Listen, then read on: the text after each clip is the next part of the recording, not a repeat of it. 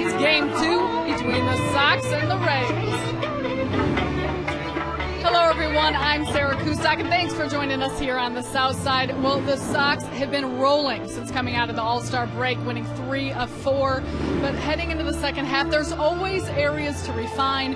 And one thing the Sox believe they have gotten better at is eliminating the opposition's stolen bases. Now, in yesterday's game, A.J. Pierzynski got 2 guys, including a big out in the 8th inning. And he'll be the first to say that it takes a total team effort, and he's hoping they continue to get better at that. If you look over the last probably 2 months, we've gotten a lot better. Holding guys and the attempts are way down. For as bad as we were for the first month, the attempts have gone way down. From Gavin, quickening up his delivery, some of the bullpen guys doing some things to help us out, help Ramon and I out. You can do little things, throwing over here and there, slide stepping here and there, and they've done a great job, and they deserve credit. We've actually thrown out some guys in the last couple of weeks. It takes 3 guys to throw a runner out. It takes the pitcher, the catcher, and whoever's covering the base to catch the ball and put a tag on. So it's not all on one guy or one person. It's a team effort, and you have to take pride in it because they're going to steal no matter what the situation. That's part of their game, and along with hitting home runs. And we held down their running game a little bit last night, but they hit some home runs, but we still found a way to win the game. That's the most important thing. And the Sox believe that it's those little things that turn into the big things. They've won 15 of their last 22 games, and with the win yesterday, they pulled within 1 game behind the division-leading Detroit Tigers. It's the closest they've been to the lead since the start of May, and these guys believe that it's not yet time to celebrate, but it is something to feel good about. Everyone would be lying if they said they didn't check the scoreboard and see how the other teams are doing. You do it from the first day of the season to the last day of the season. And, it's just human nature because you're a competitor and you want to be in first place. But we're not thinking about that. We got the Rays in town tonight, and they're a good team. They're a really good team. We got to go out and play well to try to beat them. If we win our games, nothing else matters what other teams do. It's going to go down to the last week for 2 teams in this division, maybe 3. So hopefully we're one of them. Right now it looks like we might be, but we got to keep working, and that time will come. We just got to take care of the business we have in front of us right now. Start for Clayton Richard tonight as we get set for the first pitch coming up after the break. Hawkins Stoney had the call right here on Comcast Sportsnet.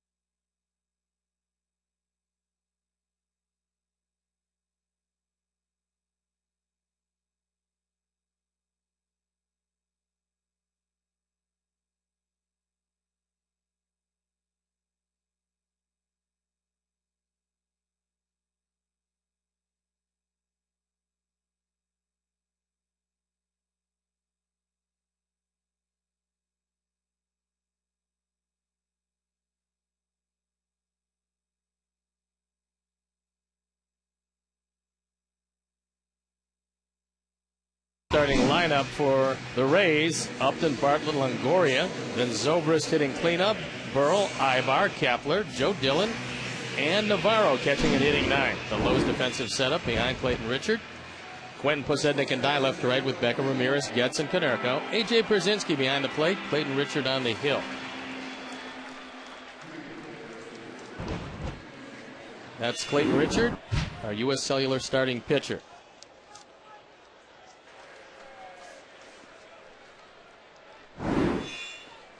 It's 7-11. It's time for the first pitch. Tonight's game time start is presented by 7-Eleven. Oh, thank heaven for 7-Eleven. And now I'll turn it over to my play-by-play partner, Hawk Harrelson. All right, Stone Pony, thank you. And once again, good evening, everyone, and welcome to White Sox baseball right here on Comcast Sportsnet. Game 2 of this 4-game set. And as we mentioned at the top, if you missed the opener last evening, it was something. And the first pitch of the ball game taken for a strike by B.J. Upton. Upton comes in hitting at 244. 7 homers he's driven in 34. And he's 31 for 40 in stolen bases. So it might behoove you to keep him off the pads.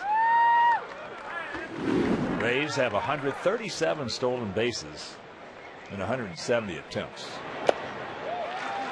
Can get the change in the count 1-2. They come in hitting at 271 with a 4.17 team ERA. They're 9 games over at 51 and 42. And Upton can beat you a lot of different ways. He's got a great arm. He can beat you with his speed in center field and quite obviously his speed on the base paths. Outfield slightly to the right. And that fastball out of play right side. This is the 6th meeting of the year between these two clubs. In the first 5, Sox have won 4 of them. Before we go any further, a special welcome to all our servicemen and women watching on the Armed Forces Network around the world tonight. That ball hit hard. Down on one knee before he started to take a step. It looks a little bit like Wade Boggs on that one. 1 out. That ball was hit pretty hard. And fortunately, Beckham was fairly close to the line. You're going to see a whole lot of that tonight from these right-hand hitters if Clayton's able to throw that cutter inside on him. So here's Jason Bartlett. And to all our servicemen and women around the world watching tonight on Armed Forces Network, we're thinking about you and you're in our prayers. Bartlett 1 for 4 last evening. And it was a slider he didn't get that eventually told the tale. 3-2, bases loaded. Bobby Jenks breaks out the slider and strikes him out. And it wasn't a get me over either. That is high into left center field. Pides calling off Quentin. 2 down. Rays come in 21 and 27 on the road. But at home they are 30 and 15. Well, they've got a whole lot more speed than most teams, and it certainly helps them much more on the artificial surface. Things even out a touch away from Tampa. However, this is still a good young team. Gotta believe it. And they've got a manager who understands the culture of a good young team with speed. Joe Madden is terrific, and he lets the guys go. Well, you made a statement last night. You were talking to Pat Burrell about the differences in styles, managerial styles of Charlie Manuel and this guy, Joe Madden. And he said about 180 degrees, with Madden being very particular as far as being a stickler for particulars. Well, for every aspect of the game. Well, the thing about it is just because he is a stickler on that does not mean he didn't let these guys play. They play and have fun. They do that, but they know one thing: if they don't hustle, even for a minute, he's going to pull them out of the game. Big rip by Longoria, who was 1 for 4 with a homer last night. Evan comes in hitting at 280, 19 homers, 71 knocked in. It's a good time for that straight change again. He threw a real good one to Upton. If he can establish that, then he can go inside to the right-handers. Well, he's got to establish that to himself. As he walks in.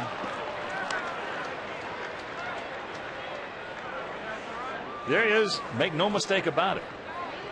A lot of heat on Clayton tonight. Well, he knows that. He knows this is a big start for him because Bartolo Colon's coming back and to pitch one of the games in Detroit. You can use 5 starters. Clayton would certainly love to be one of them. And this is going to go a long way into helping Ozzie and Kenny Williams decide. First pitch strike to Ben Zobrist. Switch hitting outfielder. on a 10-game hitting streak. What a season he is having. 304, 18 homers, 53 driven in.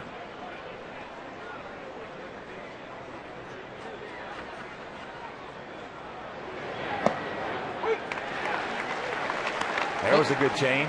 And I talked to Joe Madden about Zobrist because he came up through the system with the Rays, and he was bouncing back and forth in the minor leagues, content to just hit line drives and draw base on balls, but he decided to drop his hands a little bit, and he became a power hitter seemingly overnight. That's low 1-2. Well, sometimes a guy just gets the click. And when he gets it, that's the day that the door starts to open to understanding what hitting in the big leagues is about. And he's got power from both sides of the plate. Yeah, 6 home runs right-handed, 12 left-handed. He gone. Beautiful pitch right on the outside edge. And after a half inning of play, it's the Rays nothing, and the good guys coming to bat.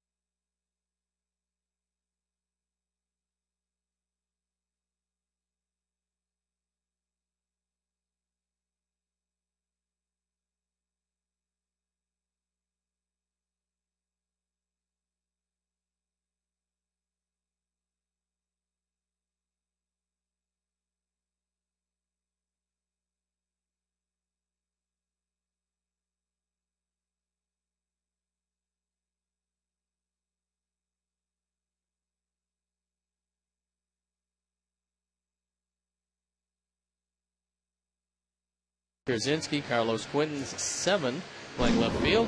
Chris Getz, Gordon Beckham. Lowe's defensive setup. Kapler, Upton, and Zobrist left to right with Longoria, Bartlett, Dillon, and Ibar. Connor Navarro behind the plate. And the U.S. Cellular starting pitcher is Jeff Neiman. He's 6'9", top out about 93. 2 complete games. This 17th start, he's 8-4.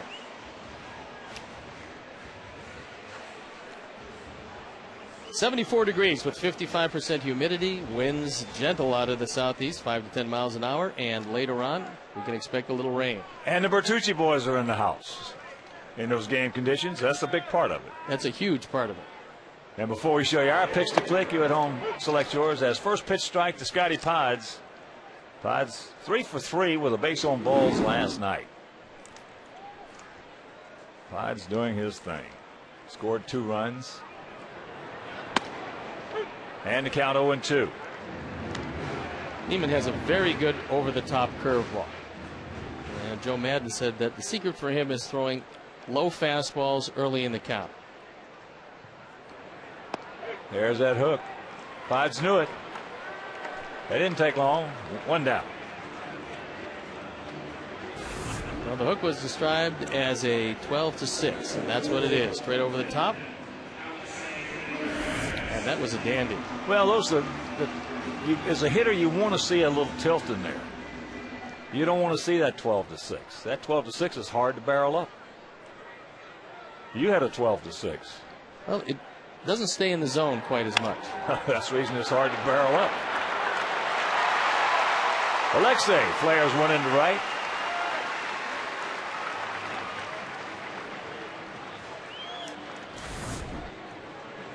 First ball fastball, and that's the difference. Neiman got the ball down to Presednik, but this one was belt high. It allowed Alexei to be able to muscle it into right field, so now some good speed aboard. 12 out of 15 for Ramirez in the stolen base department.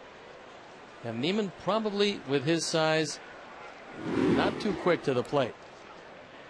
Jermaine stands in, hitting at .298, 21 homers, 59 knocked in.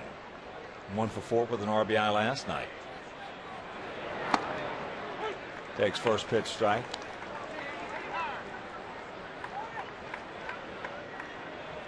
The difference in a curveball that's got a little tilt on it and one that's a 12-to-6er, it gives you about probably almost a half a second more to try to center it up.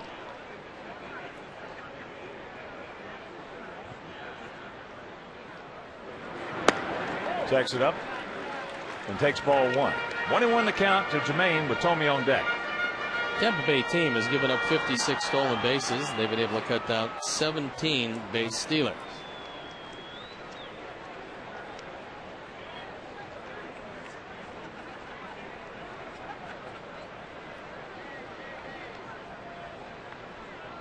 There he goes. Little nubber. Over to Ibar. 2 out. So with 2 down, let's check out how Heineken picks the click this evening. Jim and Joe, our director and the crew, they went with Chris Getz, Lisa, Tex, and Steve. They're going to go with A.J. Pierzynski. And Nick and Christina Palmer down at Knollwood Country Club in Granger. Congratulations to them on the birth of Maxwell Thomas Palmer. We're going to go with Jermaine Dye.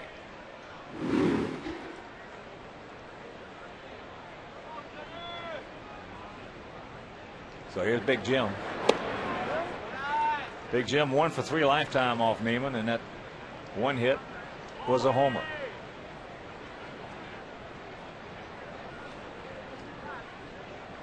With 2 outs of runners in scoring position, Tommy's been very good this year.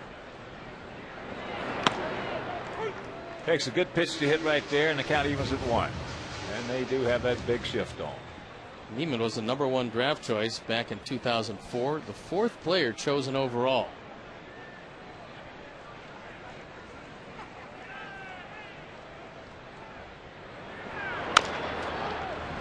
That's a fair ball. Little 2-hopper to Ibar, and that'll retire the side. Nothing across after 1, no score.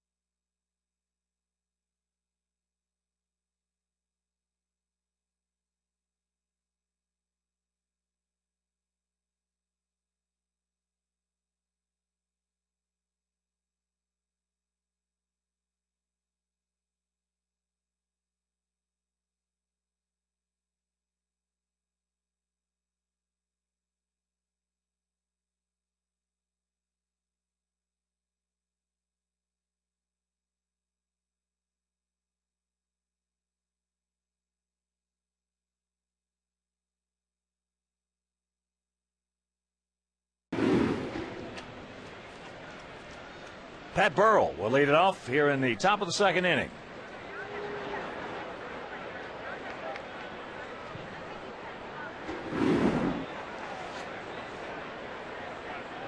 Burrell, last year with the Phillies,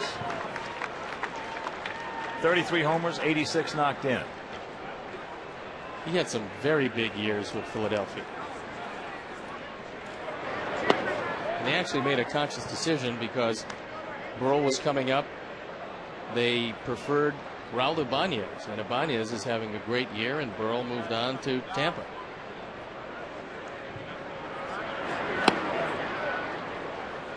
Two and one to count.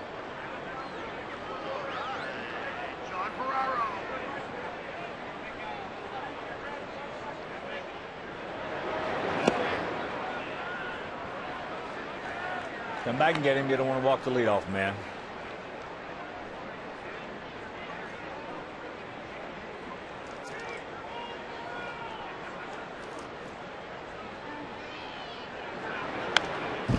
Big rip underneath it.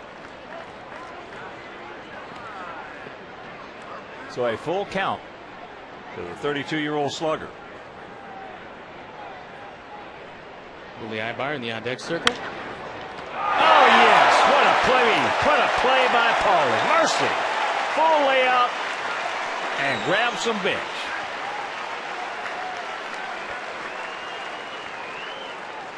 Ball was playing off the line, and it still took some very quick reflexes to his right. Line drive rocket. Able to make the play. They tell you on the mound it all evens out for those little bloopers and bleeders that fall in there. Occasionally a line drive is caught by somebody, but it doesn't. Well, you pitchers.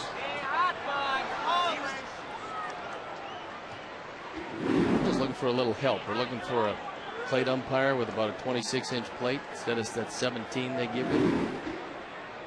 All you want's an edge. That's it. Just a little bit. No, just a lot. We can get it. Just a lot. Let us throw from 56 feet. I knew a couple of guys that threw from 58 from the stretch. That's out of play right side.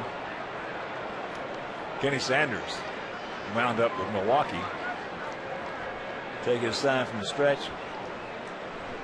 Yeah, most umpires. His right foot comes forward, and the umpire never caught it. No, most umpires don't look all that carefully. So occasionally you can make your fastball about 6 inches quicker. He gone. Gas at 96. I think it actually helps Clayton that they're 9 right-hand hitters, because for the most part he's looking in the same spot. And he doesn't have to change his eye angle at all. Now Kepler's a guy that has been woeful against right-hand pitchers, but has tormented left-handers over the last couple of years. Gabe hitting at 257, 4 homers. He's driven in 23.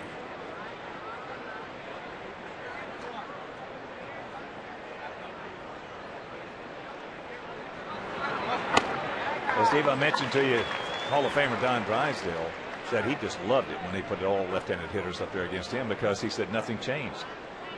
The visual was the same. His release point was the same. He could get that good sinker that he had going in the same spot. And then they finally caught on to him. They started staggering the lineup. Well, you don't need equal amounts, but if you can change the eye level on occasion, it certainly helps. He also took a big stolen base threat out of there in Carl Crawford.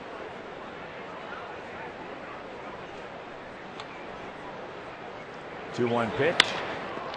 And there's a smash. It was a good pitch to hit, and he hit it hard.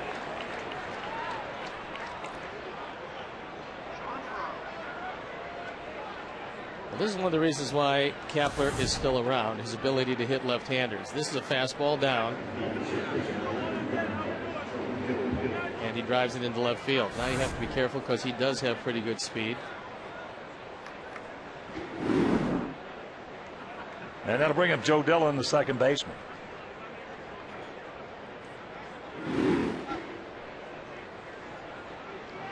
Dillon 8 for his 26 since being put on the list.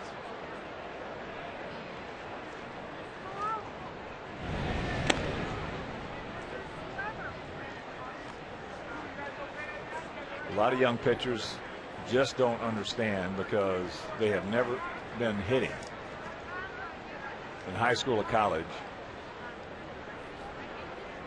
how much easier it is to hit a 96-mile-an-hour fastball down low than it is up high. 0-1 to count. Seems to me, Hawk, that they're just starting to be across the board more low ball hitters than high ball hitters. Well, the change has been incredible. I mean, close. Wow. Well, they almost got him last night, and this one might have been a touch closer.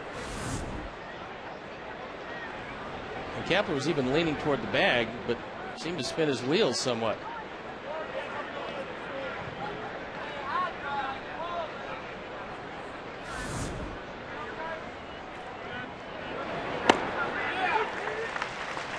Yeah, in years past, all young hitters coming in, especially right-handed hitters, all were good high fastball hitters. Now, all your good young right-handed hitters coming in, most of them, 95%, are good low ball hitters.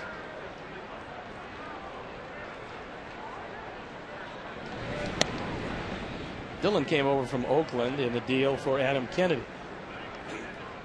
That was back on May 9th. And he's pretty versatile. Joe Maddon can play him most anywhere.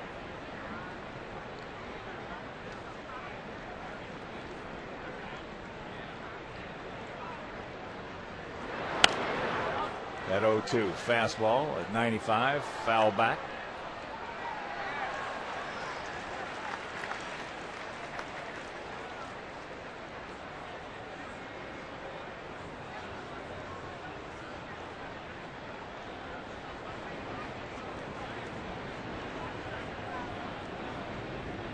Outfield straight up, spread out a little bit.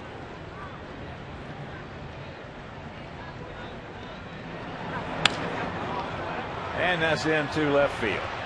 Carlos is there, makes the catch, and that'll retire to the side. They come up with their first hit, and after an inning and a half, nada.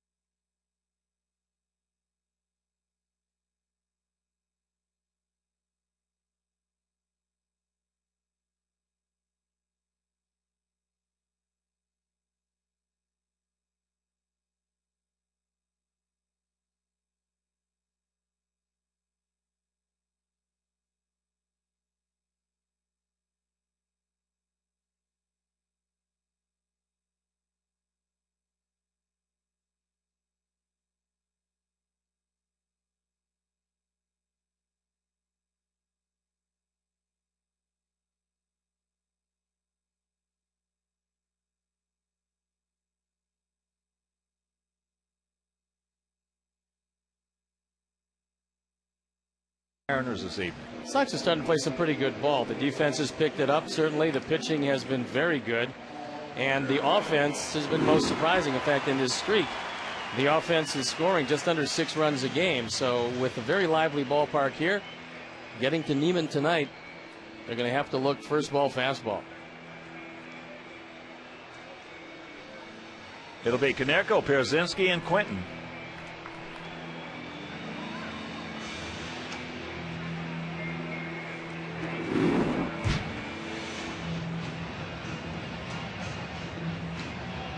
Paulie last night a big 3-run homer.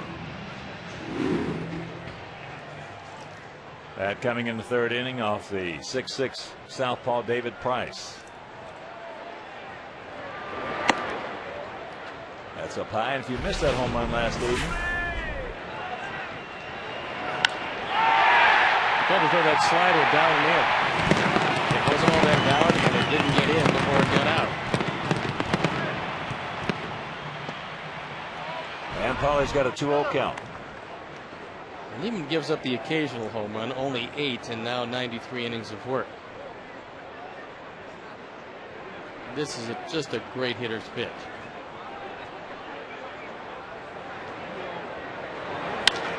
Off the end of the bat, went out, round it.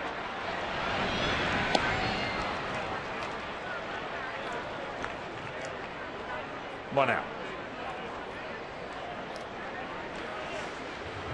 Also want to send out a big White Sox shout out to Bill Schaefer, Executive VP of Atlas Oil down in the lovely little city of Granger, Indiana. Welcome, Bill Schaefer.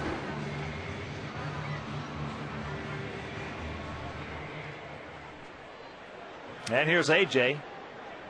AJ, 1 for 4 last evening, hitting at 296. 10 homers, he's driven in 28. Take strike 1.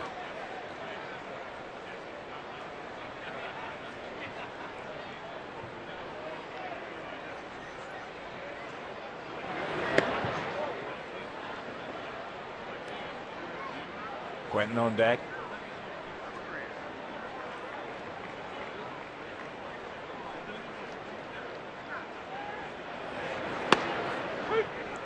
And that's on the outside corner.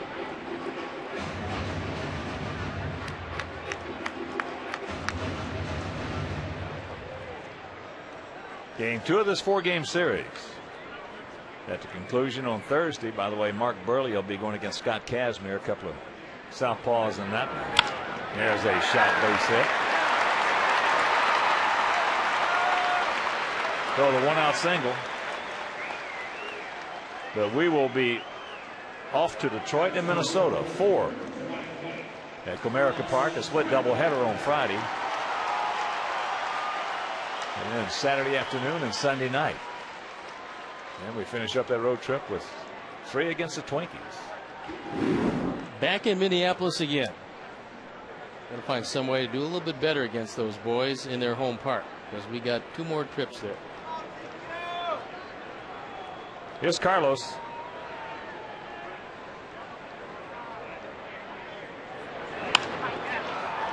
First ball, Hunting pops it up into center field. Upton coming on, he's there. 2 down. Upton made that play easily. He had both Bartlett and Dillon running out at him, but it's a much easier play for the center fielder.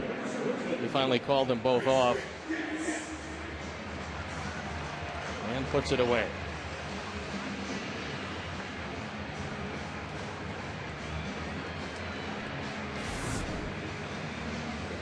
Chris Getz moves in, hitting at 264. A couple of homers. He's driven in 23.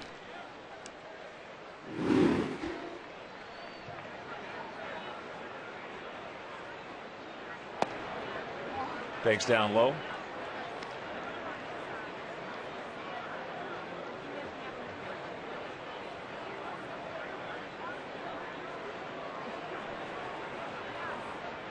Short lead by AJ. Chases that one upstairs. It's a pretty good throwing outfield, especially Upton and Zobrist. The Sox are going to have to be a little selective tonight.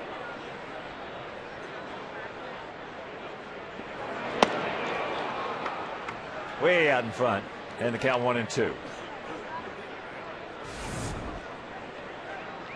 This is that big slow curveball. There was plenty of bite on that one.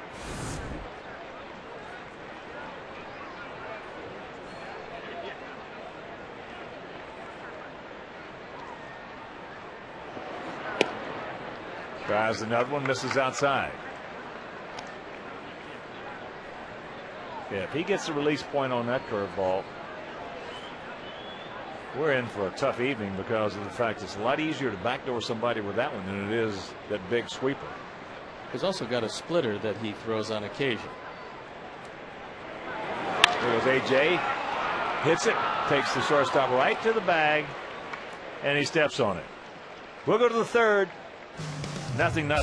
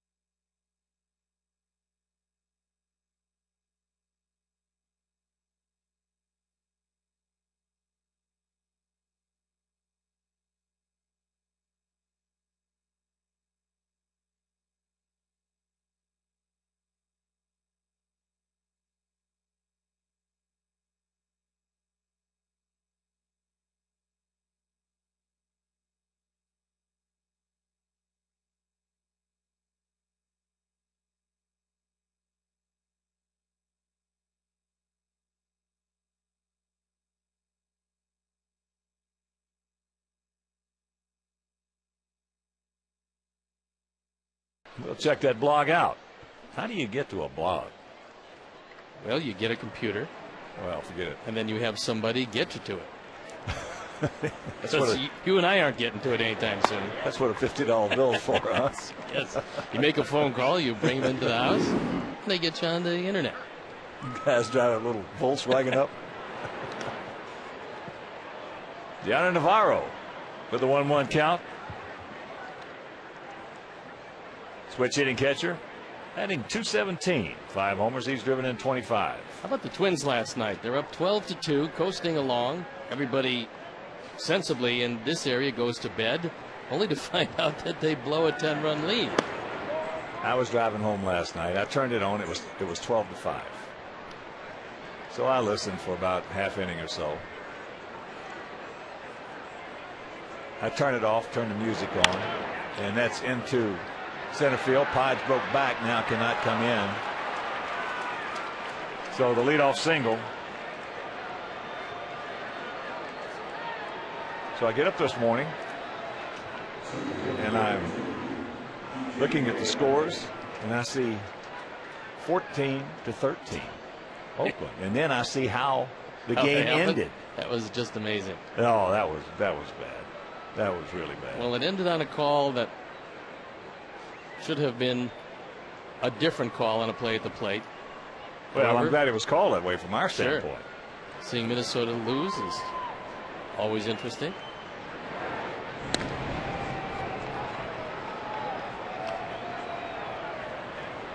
I've watched Mike Kadire since he came into this league, and that's the hottest I think I've ever seen him.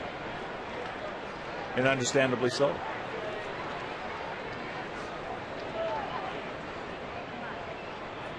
Upton grounded out pretty hard to Beckham. There's the bunt, tries to push it, fouls it back. Saw some highlights of Rafael Furcal of the Dodgers last night, and of course they shortened up because he has great speed. He just pushed it over the third baseman's head for a double. Landed just past the infield dirt, and he easily coasted into second. Carew used to do that quite a bit, and I'll tell you who else used to do it. It was Tony Fernandez, the shortstop from Toronto. He did it real well. Yes, he did. 21 to count to Upton.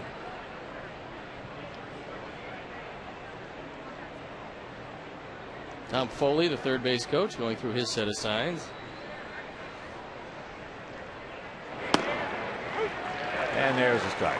1-2. Well, it was nice to see an old friend, and he happened to be one of the best bunters in his time zone in the big leagues, Jim Fregosi, in the house tonight. Now working as a special assistant to the president of the Atlanta Braves. Jimmy did a lot of things well, and he is a terrific scout. There he is. He's a handsome guy. He was a good player. He could fly from first to third. He was just about as quick as anybody in the league. Traded for Nolan Ryan. That's a pretty good distinction. And that's fouled back. But he certainly was one of the best bunters. And Jimmy used to love it. He said he would love it when the third baseman played in. Played close. He said that was just, he played games within the game. And that was just a challenge to him. And he would always, when the guy was in close, he'd bunt it to him. But then he'd beat it out. 2-2. Of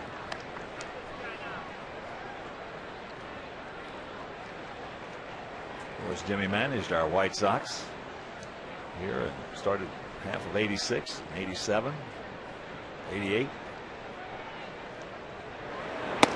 He gone. Yes. Upstairs. 1 out. Good high fastball by Upton. He kept it out of the strike zone and right in on his hands and just overpowered him. It's 104 strikeouts for B.J. Upton, so he's climbing up there. So Navarro at first, and here's Bartlett. He went out to center field.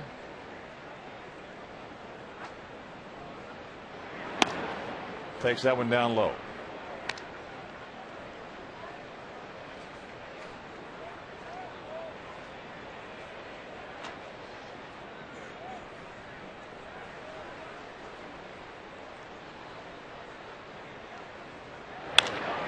That's trouble.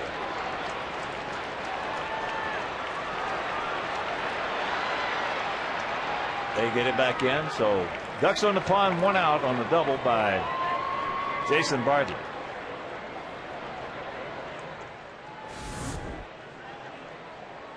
Bartlett started out this year red hot, and he continues to swing a good solid bat.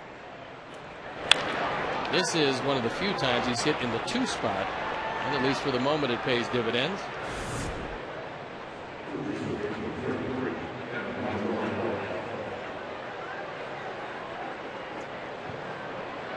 So Evan Longoria will be the hitter. He walked his first trip.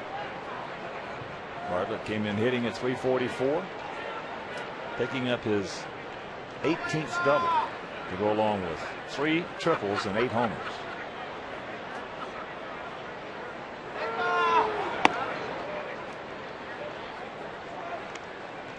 Tries to crowd him inside. Longoria very smooth and deliberate at the plate. More or less just like wades into the pitch. Nothing rushed. You also don't see it very often, Hawk, but he's a straight stand-up hitter. I love stand-up hitters. Love it. Love stand-up hitters. They find out pretty soon if they can be a stand-up hitter. It's not hit hard into left field, but it's going to get the job done.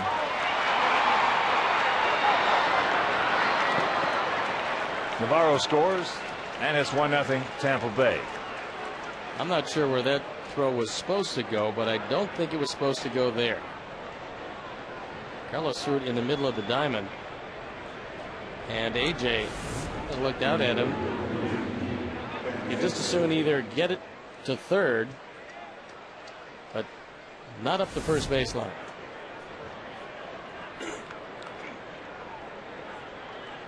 That'll bring up the cleanup hitter, the right fielder, Ben Zobrist, called out on a fastball just on the outside corner.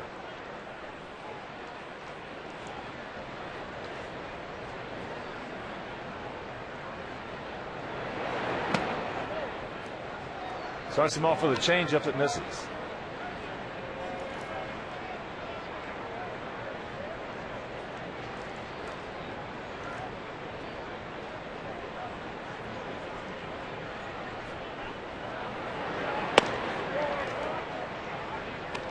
And that's outside. Pat Burrell on deck.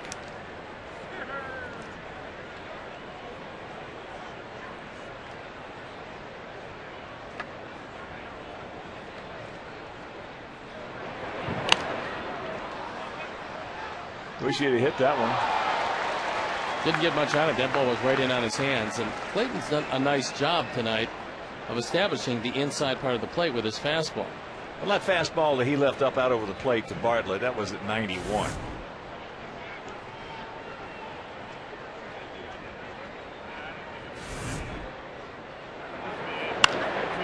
And that's into center field.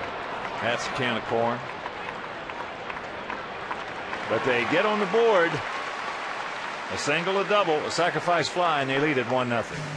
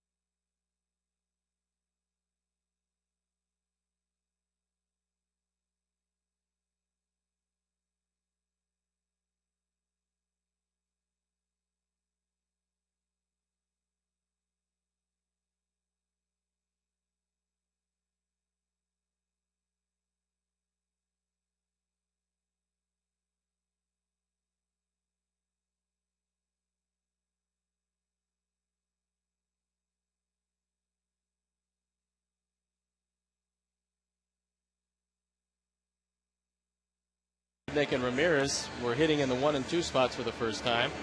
You see the record at 9 over, the batting average considerably higher, as are the runs per game. Even the stolen base is much more aggressive both at the top and the bottom of the order, and on base and slugging percentage way up there. So it's no illusion why the Sox are where they are. And the question is, will they be able to keep it going? And I think the offense is here to stay. Gordon Beckham will lead it off here in the bottom of the third.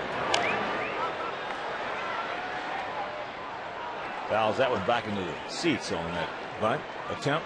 Then the count 0-1. Well, the Sox this year, all this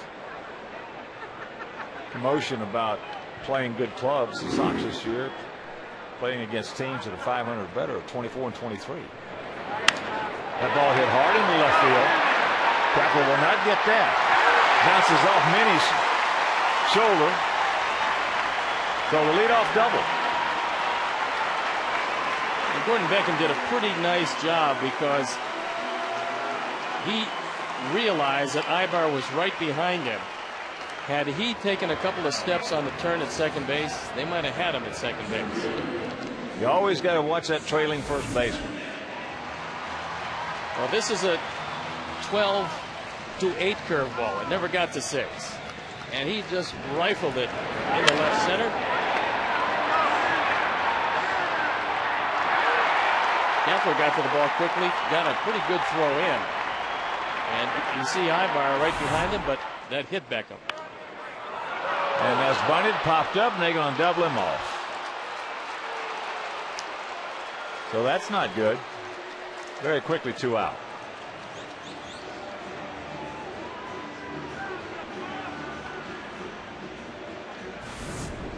Well, it's not good in 2 areas. A very bad bunt and not a real good base running play either.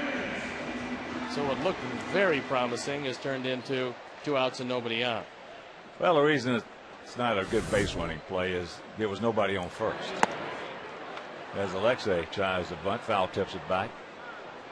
That's the toughest play in baseball for the runner at second, is when you got a man on first and second, nobody out in the bunt situation, and the guy goes through it, or he pops it up. It's tough. But with nobody on first, that's not good. Well, because you're in scoring position anyway.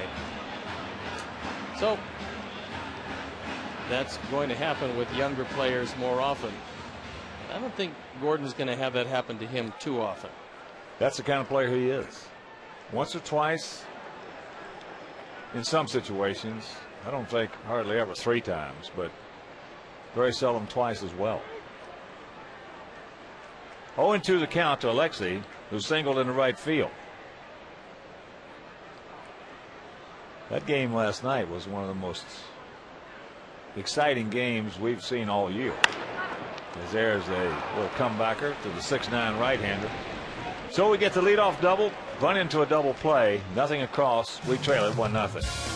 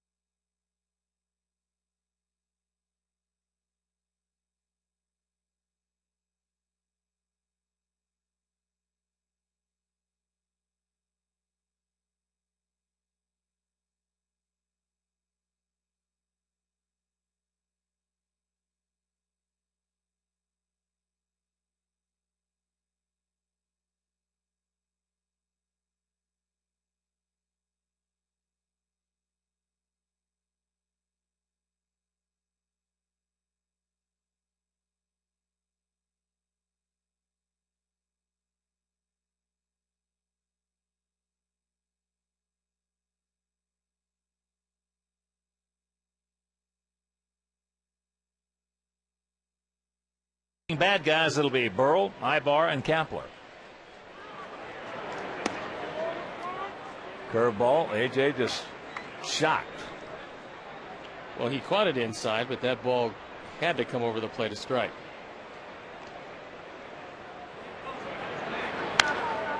And that's fouled back just below us.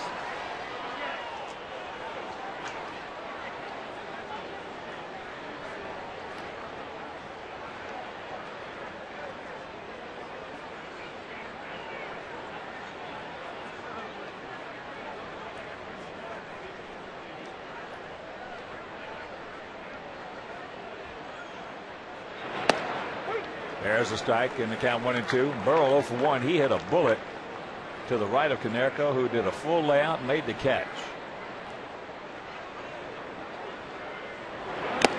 He gone. He can't get it up there at 96. And cue the duck as we look at the Aflac trivia question. Who's the only pitcher in White Sox history with 4 strikeouts in 1 inning? It happened on this date in 1997.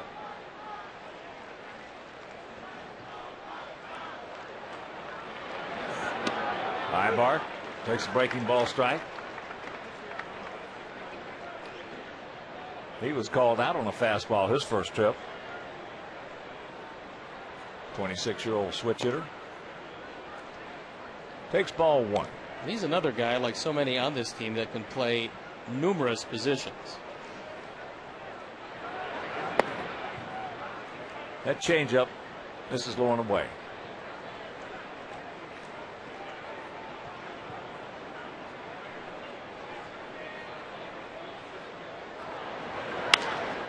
Out in front, another chain. 2 down.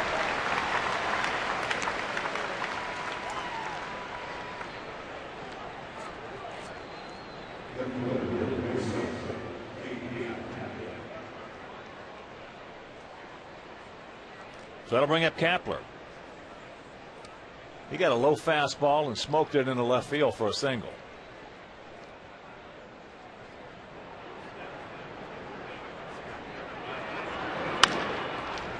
There's a 3-hopper. Nice inning. Nice inning for Clayton Richard. He's retired 5 in a row, but he trails it 1-0.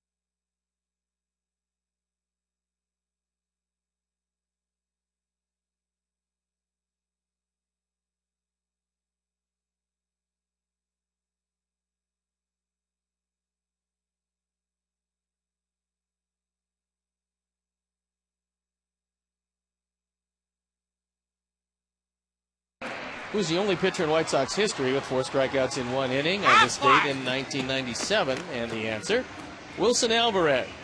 7th inning at Detroit. And we're going to be in Detroit in the not too distant future.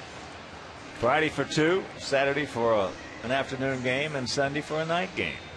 Then it's off to Minnesota for 3, which will play all 3 night games there, including getaway day. They put Joel Zumaya on the disabled list, so he will not be available for that series. Here's Jermaine. Hit a little comebacker to Neiman. Takes first pitch strike. Wilson Alvarez. Oh, what a good fastball he had.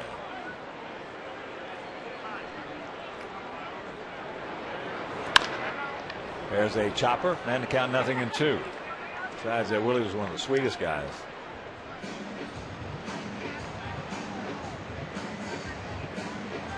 Signed that 5-year contract for $35 million with Tampa Bay and got injured. And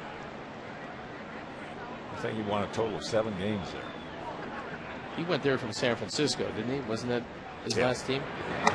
Before signing the big contract. Yeah, he was a terrific guy. Pitching coach now with somebody. And that's out of play. Neiman got lucky there because he hung a breaking ball out over the middle of the plate, and Jermaine fouled it off to the right. Watch this curveball. It was so good early, and this time it just rolled and just stayed right there. Sometimes you get away with it.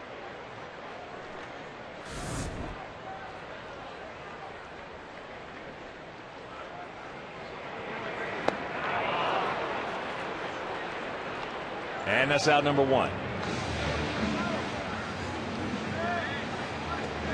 Second strikeout for the big 6'9" right-hander.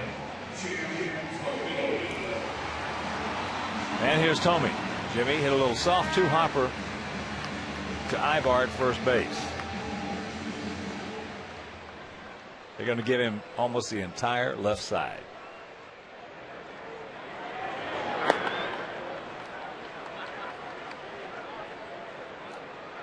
The thing about Jimmy, though, is he's so strong, he could think about going to the left side and still hit it out of the ballpark if he gets elevated.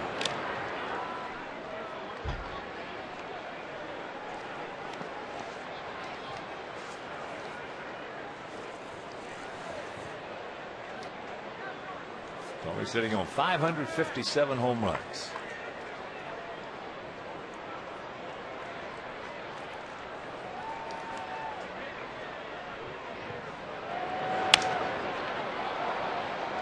Sounded like he cracked his bat.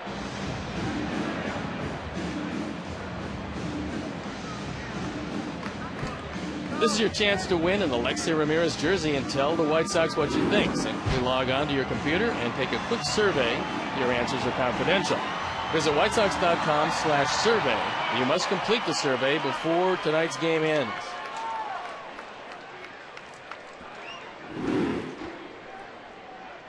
One out and the 1-2 pitch.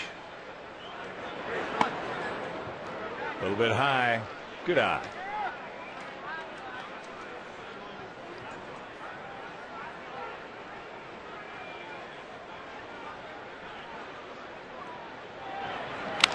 Curveball. Bartlett. And that's out number 2.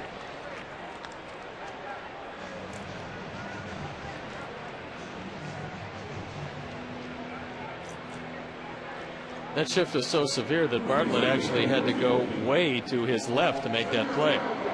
Yeah, because Dillon was so far out there, he couldn't get there. No, he had no chance. That would have been a base hit, but Bartlett's a pretty good shortstop. Playing short and helping out around second. 7 errors, and this is his 73rd game. And here's Paulie. Paulie hit a 2-0 fastball. On the outer half, went out and around it, grounded out to short.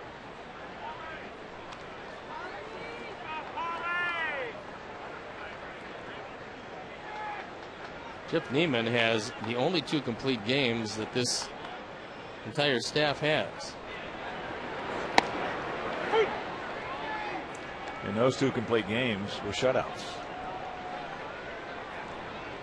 Well, this is the last year of the 5-year contract he originally signed as the first-round draft choice. I think they've got themselves a middle-of-the-rotation starter in Neiman. High in the right field, Zobrist. And that is the first 1-2-3 inning for Neiman. He still leads it 1-0.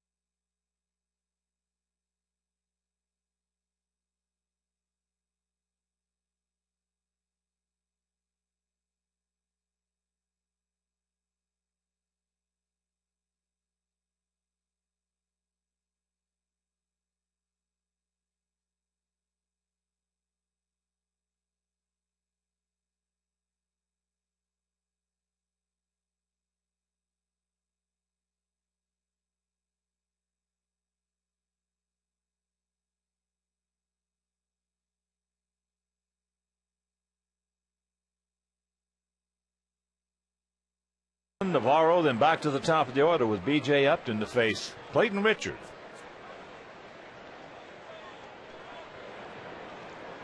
Dillon went out to left field. Takes first pitch strike.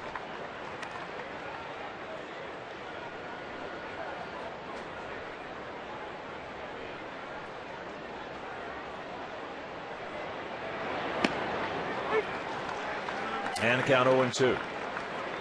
Bottom of the sixth at Comerica Park. Tigers leading Seattle 8-6. Seattle's come back in that one. They were trailing 8-2 at one point.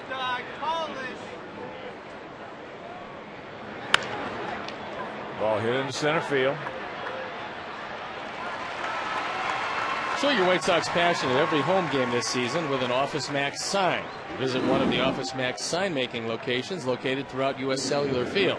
Office Max, hometown sponsor of the Chicago White Sox. So here's Navarro. He hit a little fly ball in the center field. Pides took a couple of steps back on and could not recover, and it fell in for the base hit.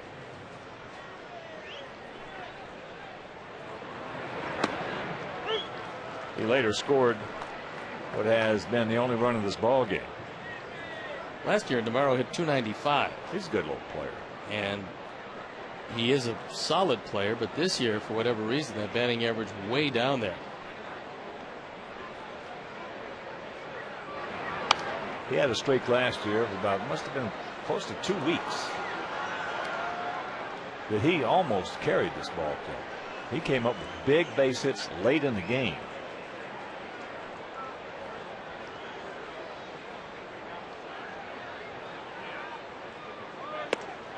He was the Dodger catcher, and then he got hurt, and they brought up this young kid named Russell Martin, and Navarro never got his job back. 2-2.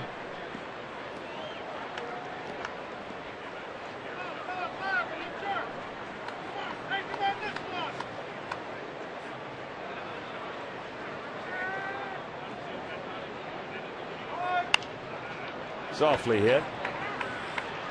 Watch out. Okay. And that is out number 2.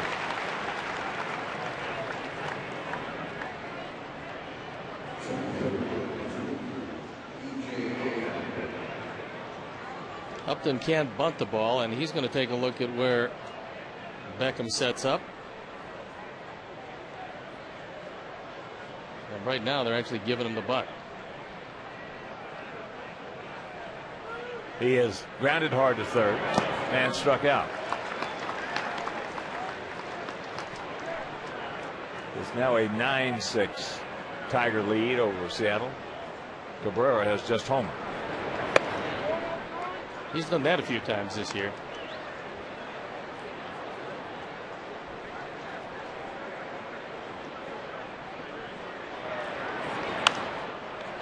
That's fell back.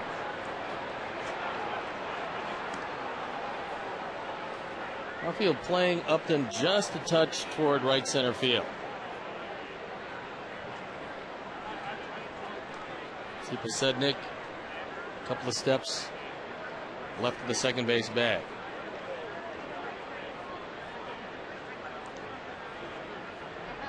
The 1-2 pitch. He gone. Came from the outside in. That's 8 in a row retired by Clayton. Halfway.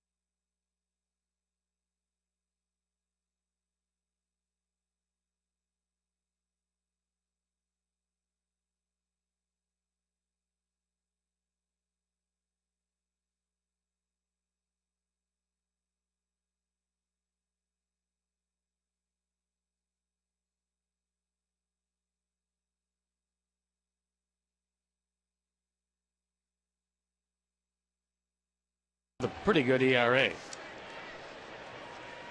Not overpowering, but supposed to throw everything down. Here's AJ. He laced a single into left field. Takes that big curveball off the plate. Well, Torres 8-4 with a 2.20. It's pretty good. 16 starts, 98 innings, 96 punchouts, 38 walks. And there's a base hit. Nice way to start the bottom of the fifth.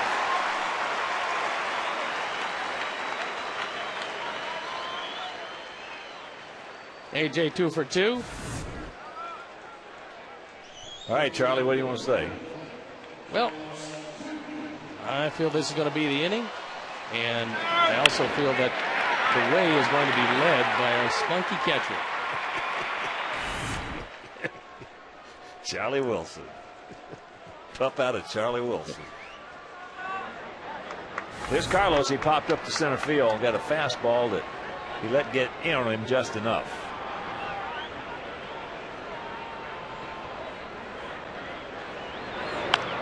Another one. I'm glad he didn't hit that one.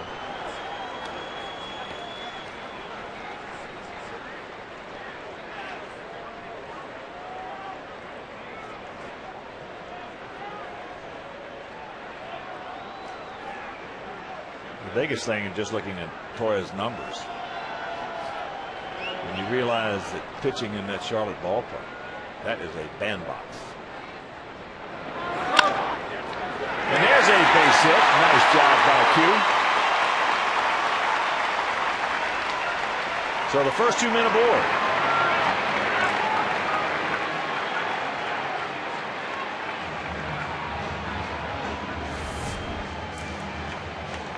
Carlos got a fastball and took it the other way through the vacated right side, and now the Rays think that Getz is going to be bunting. Well, Ozzy's got some positive options here. He can bunt Getz because of Beckham. Now, with certain guys we've had in that 9th hole this year, you couldn't bunt Getz because of the 9th hole. I think he is going to bunt him, and the question then is, does Longoria come get it, or does he stay back? And you have the option of Bartlett covering third and Longoria charging. Well, look at Ibar. He's going to put the pressure on. As there's a good technique right there. Squares around, takes the bunt, takes the ball.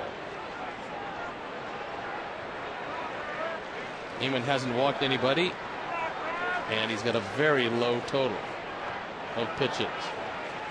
Ibar once again putting the pressure on. Watch out, AJ. And the count 2-0. Now, as Ozzy with Ibar coming in like that, going to flip-flop it. As Madden's going to come out. He's going to come out and talk a little bit about when he wants guys to release. And getting the hitter. And to also, I think, be aware of the fact that he could bring it back and actually take a swing at this one, because if Ibar continues to come in as he does, he's got no chance of fielding a ground ball.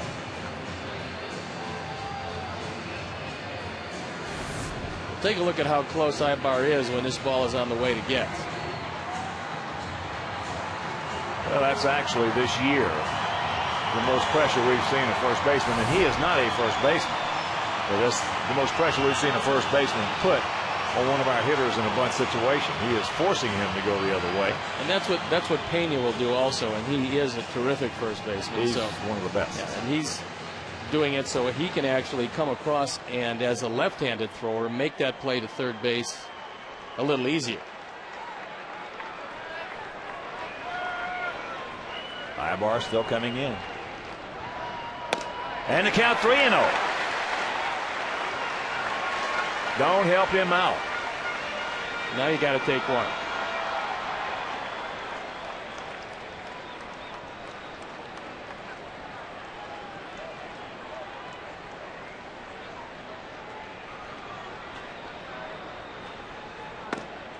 And there is one.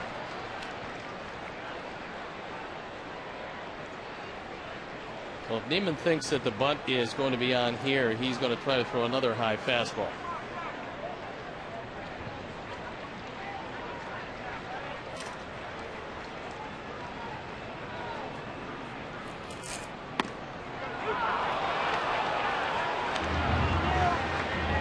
Full count.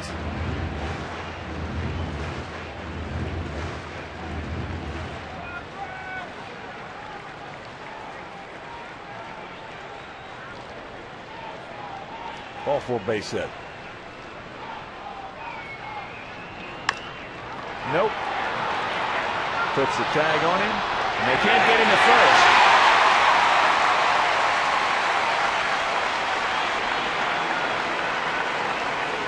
So one out, runners at the corners. Getz was hustling down the line. Carlos just got prepped, because normally you stop. You're far enough along the way to just stop. Don't run into the tag.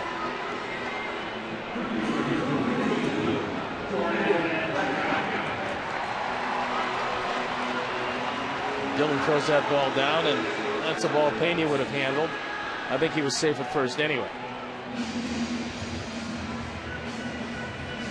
So here is Gordon. He got a rolling breaking ball from Neiman and hammered it. One hop off Minnie Minoso out there in left center field.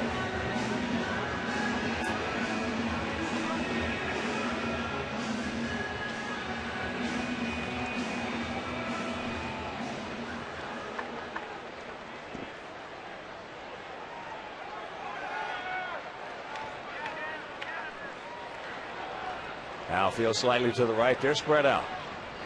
Longoria about halfway and off the line at third.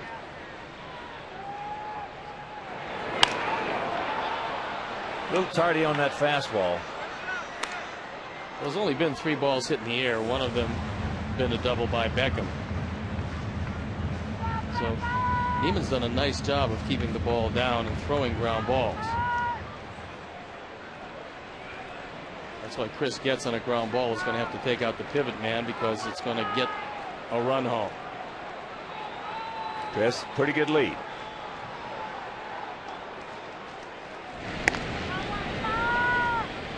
Let's see what Navarro's thinking is right here as Beckham handled that high curveball, that roller, very easily. And he just threw that fastball, almost got it by him. Tom Gordon sitting dead red again.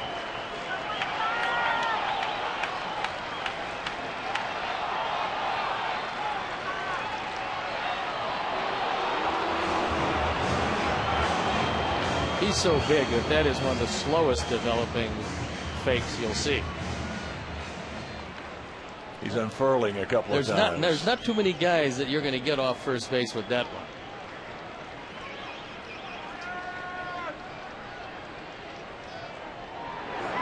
Another fastball, foul straight back.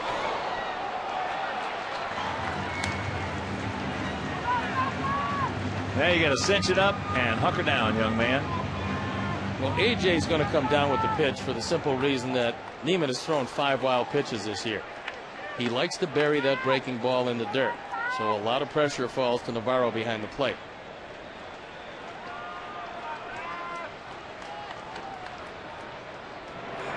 And there's a base hit. Throwing 3 fastballs. This game is tied at 1 as Getz now being held at third on the double by Beckham.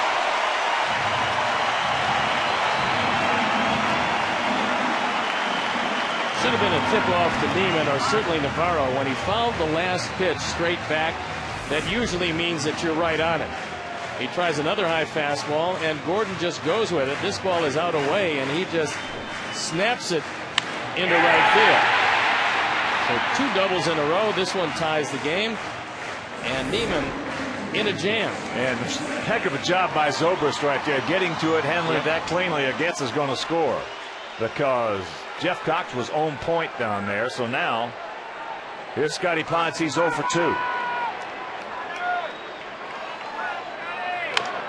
High chopper. They're going to get Podge, but Getz scores, and the Sox take a 2-1 lead. That's pretty good play by Dillon, because as soon as that one got over the head of Neiman, it became a tough play. RBI number 25 for Posednik. And Scott gets just enough of it to get it over the head of a 6'9" pitcher. But once again, it's a bottom part of the order that's come through, and that's been a recurring theme through this hot streak.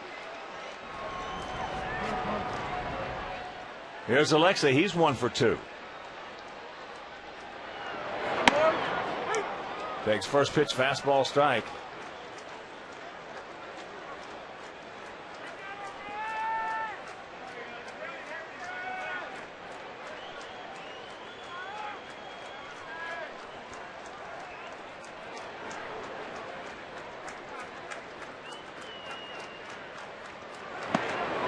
Big hack, no contact.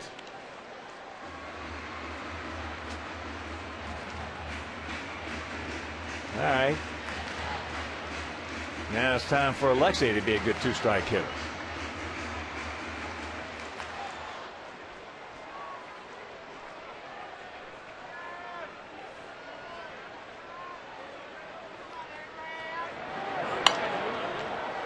Neiman fell off the mound that time. And that's the second time he's caught his heel. So I don't know if, because his stride is so long, it's given him problems. But as he delivered the ball,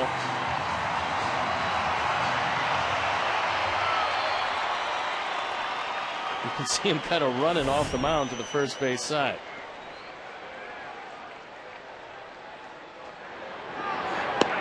Curveball. He did go, says Laz Diaz. But the Sox come up with a pair. We'll go to the 6th, leading 2-1.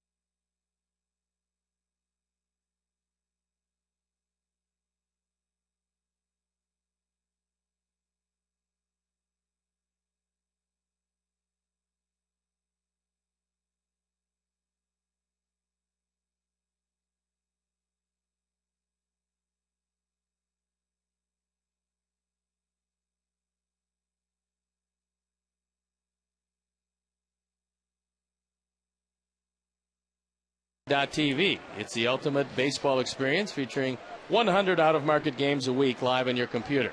For more details, visit WhiteSox.com, where baseball is always on. All right, Clayton, there it is, buddy. Hold him right there. First pitch strike to Bartlett, who is 1 for 2, a double.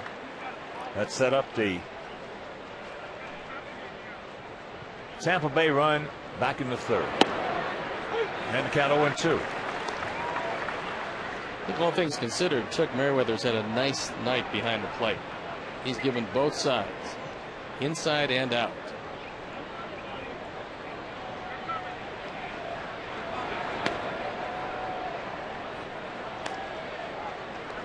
Well, last night the crew chief, Mike Riley, had himself a solid game back there. He's been like that for a long time. Yes, he has. He's a good umpire. Checks it up on the breaking ball, and the count evens at 2.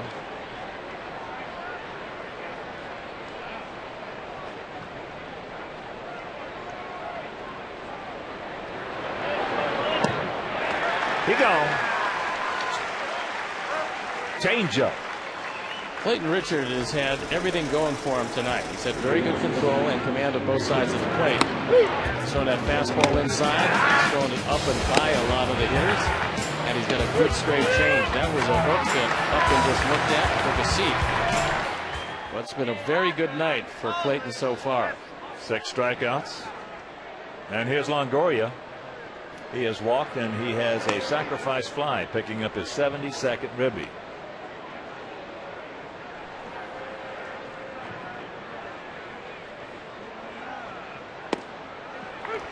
That evens the count at 1.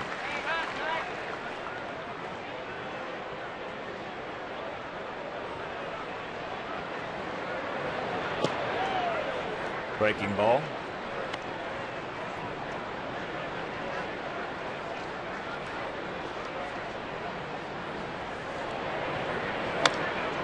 And that's fouled away. What is it about a stand-up hitter that you like? Because as well as being a stand-up hitter, he's got a very quiet bat. Well, because the biggest thing that gets hitters in trouble are their legs. That's what gets them in trouble. How about getting out in front of things? Yes. It's hard for guys. You have to learn how, and this takes time for a lot of guys to learn. He did not go, says Baz. And stand-up hitters have a tendency, as I said, they will learn if they can hit standing up very quickly or not. Most guys can't do it. But Longoria, just watch how he just more or less falls into the pitch, wades into the pitch. Nothing rushed. Because there's got that one by him. He rushed to swing at that one.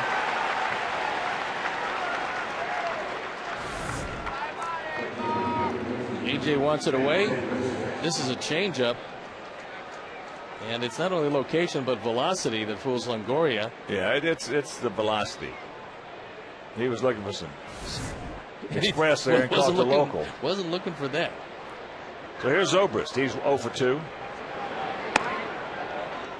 But if you see a guy who's a stand-up hitter who's been playing for a few years, normally he's a good hitter.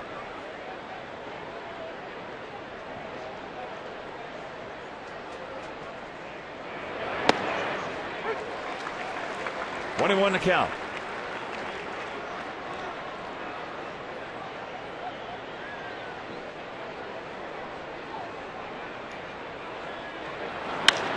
That's into right field, right at Jermaine.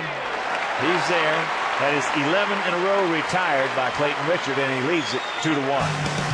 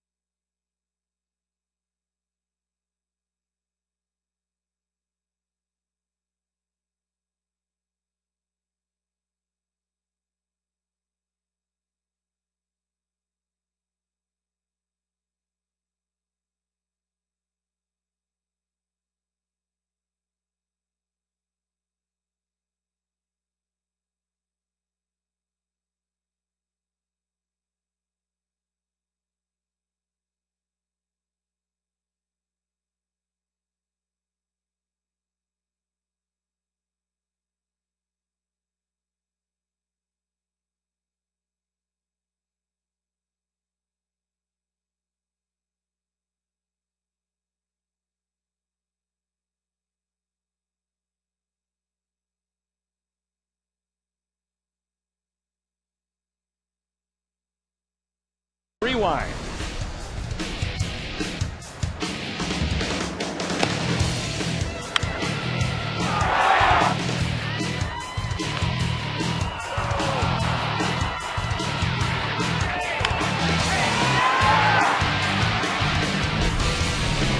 AT&T, the nation's fastest 3G network. AT&T, your world delivered.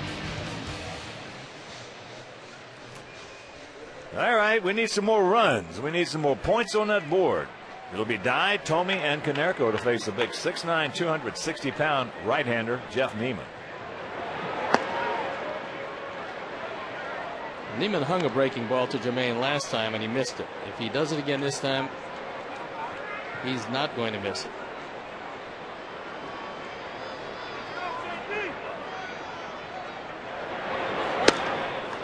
He's got the catbird seat, 2-0.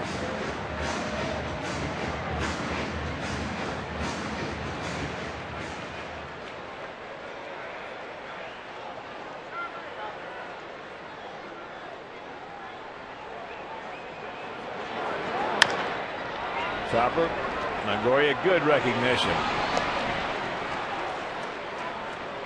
Make every home game a double play at U.S. Cellular Field this season with 2 ballpark hot dogs for the price of 1. Visit an all-star concession stand during the first hour after gates open. For White Sox individual game tickets, call 866-SOX-GAME or visit whitesox.com.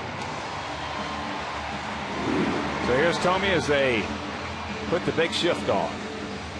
That was the one thing that Robin Ventura did so well. As soon as that ball was hit on a play like that, he recognized it and immediately took a couple of steps back, made his own hop. Well, he realized also he was going to get the big hop, and you didn't have a fast man running, so. Well, that's why he made his own hop. Yeah. And Longoria was way back there on the grass at third.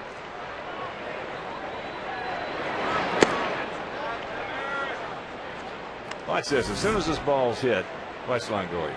One little crow step, backs up. Now it's easy. Well, he threw it pretty quickly. He got the ball and planted his back foot immediately and got it across. Right to Jason Barton. So another 6-3 put out. Jimmy 0 for 3.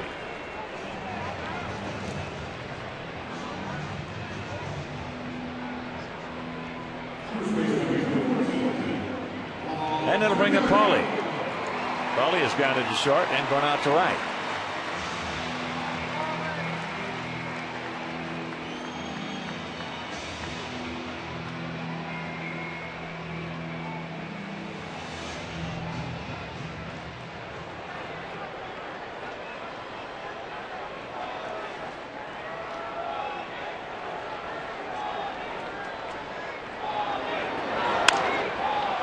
First ball, fastball hunting, pops it up.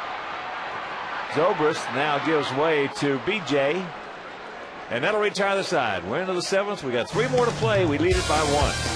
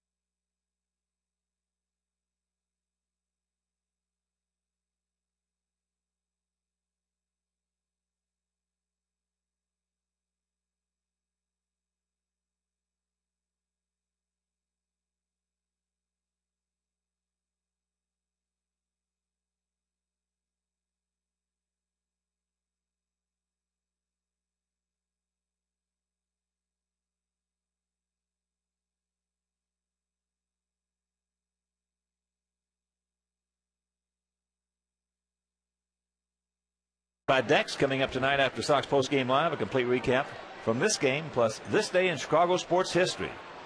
So join Mark and Kip for Sports Night presented by Dex tonight after Sox Postgame Live only on Comcast Sportsnet, fans' best friend.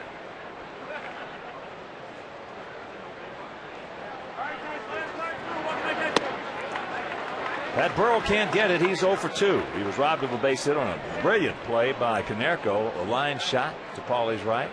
Dove and came up with it. 2-6-0 for us, 1-3-0 for them.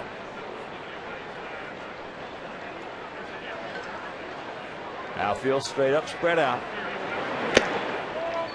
And watch this play by Paul. Pretty quick first step. And the dive. Robbing Burrow.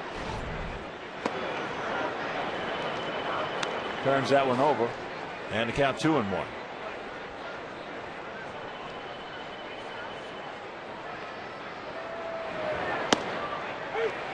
That evens it up.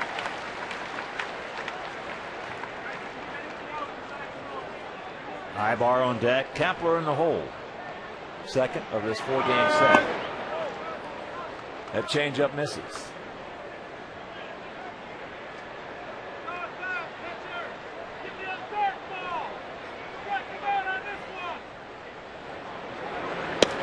Yes, he did. No, he didn't, says Diaz.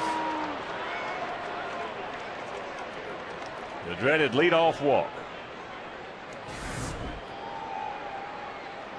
Look at it from the side. That could have gone either way right there. Yeah, let's flip a coin. Las Diaz. That could have gone either way. Give the benefit of the doubt to Burrow. So that's the tying run or potential tying run out.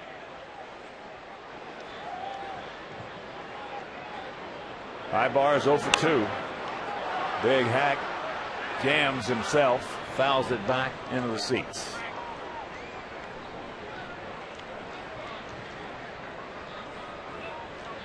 Fabio Dotel loosening up in the pen. Ibar has only grounded into 3 double plays this year. And for a switch hitter, surprisingly, they've all been as a left-hand hitter. Outfield shading him to the right.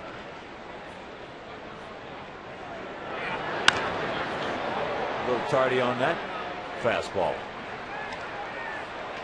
So the count 0-2.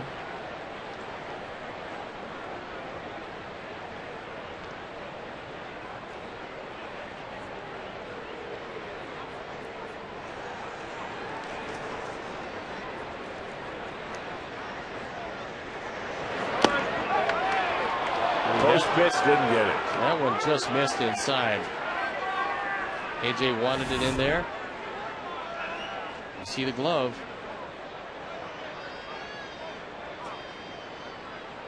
Wow.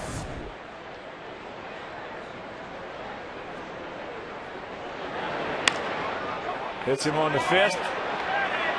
Gets. Makes the catch. 1 out.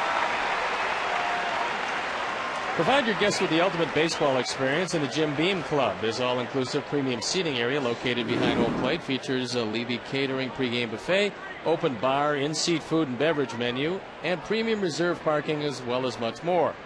For more information, call 312-674-1000 or visit whitesox.com/Jim Beam Club.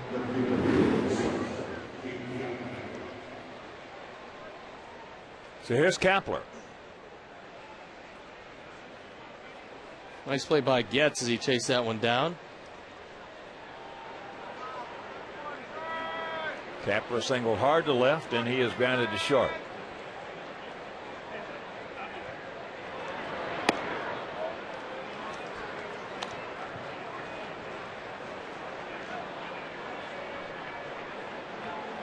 .33-year-old veteran comes in hitting it .257.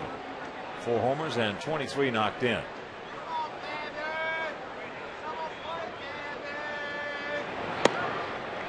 And there's a strike.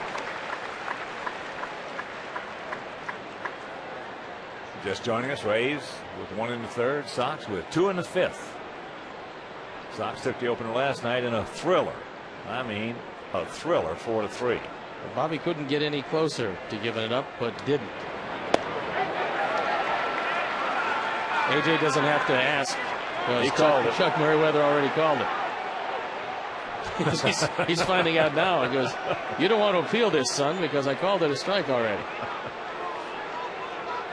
1-2 the count.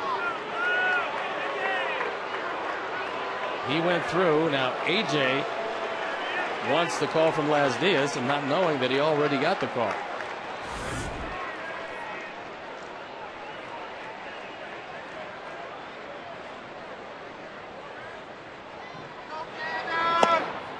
A little bit low. 2 balls, 2 strikes. Yeah, that game last night. I went to the market this morning. Some of my buddies there at Martin's Market, Granger, said, "We can't stand many more of those." And I said, "How do you think I feel?"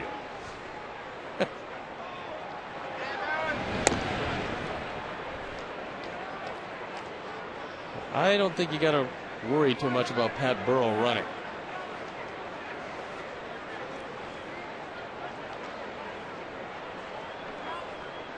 Though he is 2 for 2 this year, he runs rarely. Hits him on the 5th, and that's back into the seats.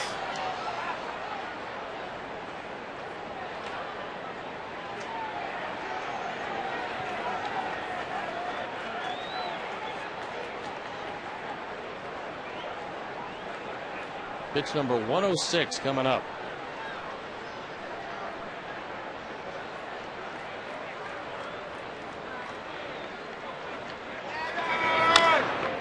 Ground ball. Can they turn it? Yes! Nice job by Getz turning that double play. And it'll retire the side. 7th inning stretch. Sox lead at 2-1.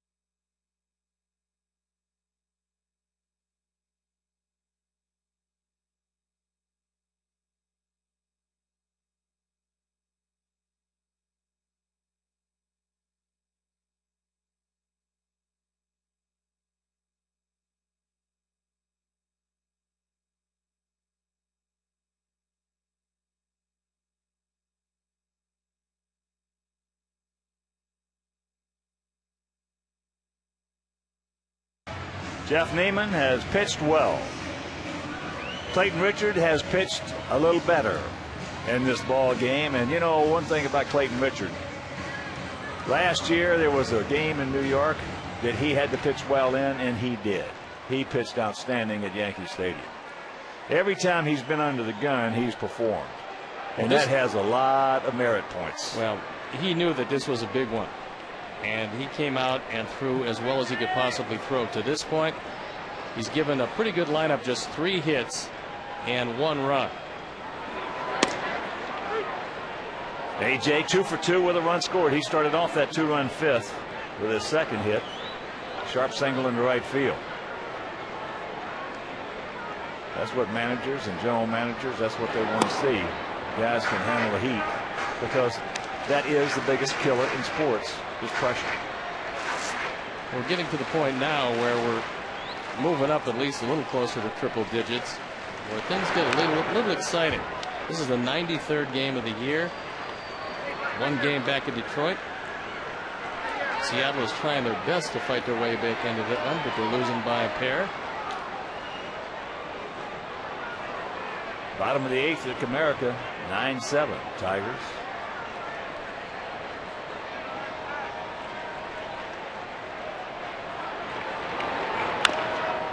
That curveball tops the foul down past Harold.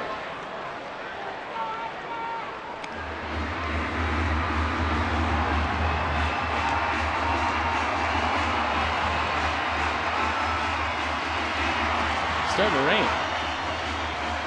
Yeah. Very, very light.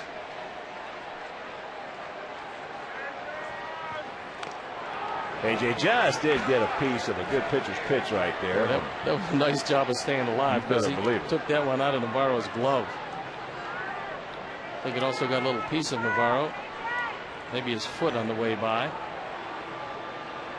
This one almost got by AJ.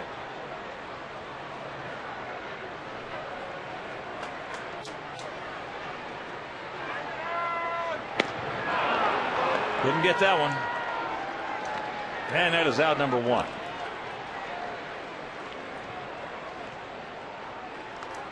Both of these guys have thrown the ball real well. But across the board, Clayton Richard just a touch better. And many more pitches to this point.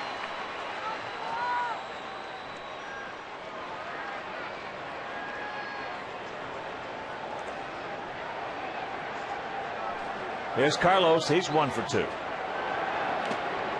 That one got him. 9th time this year. It won't take long. He'll be right back on top of in that category. Well, if you are going to get hit, that's probably the best way to do it. Normally, when Carlos gets hit, he gets hit hard. This one bounced off of him, and just for good measure, got a piece of Navarro. So here's Chris. Pena inserted in the game. One of the best defenders in either league. Chris 0 for 2, but he has scored a run. Outfield straight up. Shortened up a little bit for Getz.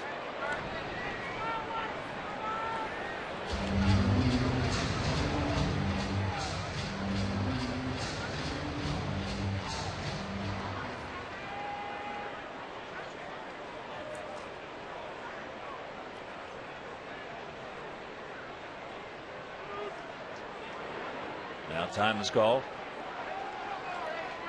2-6-0 for our Sox, 1-3-0 for their Rays.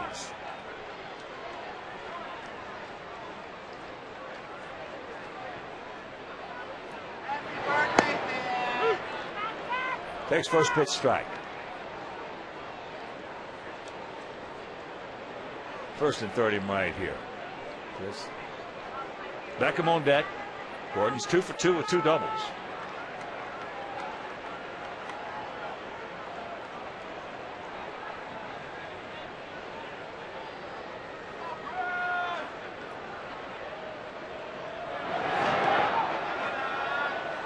It was a real good stop by Navarro, because that ball bounced well in front of home plate. It was one of those 56-footers that led Neiman to 5 wild pitches.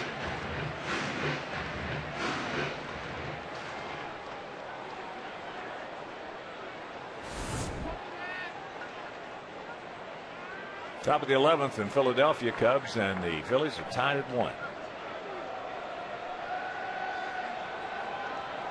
Nasty Nats won a ball game. Shut out the Mets 4-0.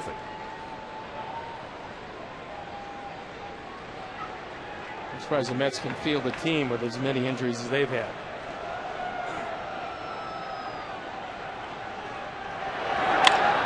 There's the single to left. Oh boy, Chris. Nice piece of woodwork right there. Well, it continues with the bottom part of the order. If you want to start in the 6th spot with Krasinski, there's 6 hits combined. This high fastball out away, driven into left field. 6 of our 7.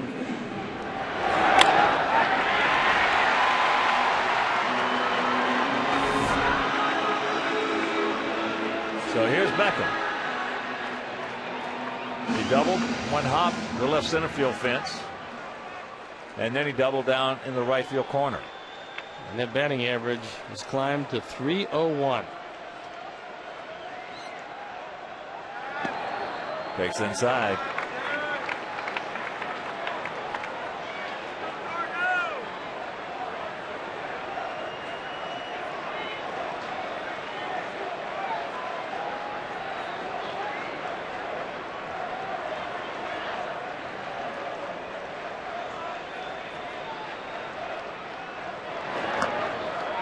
And the count 2-0.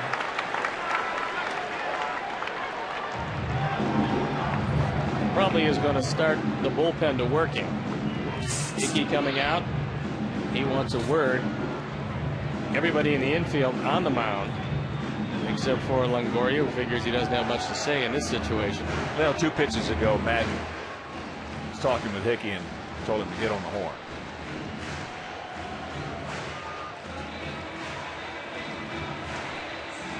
And even a big man is 6'9", 260 pounds.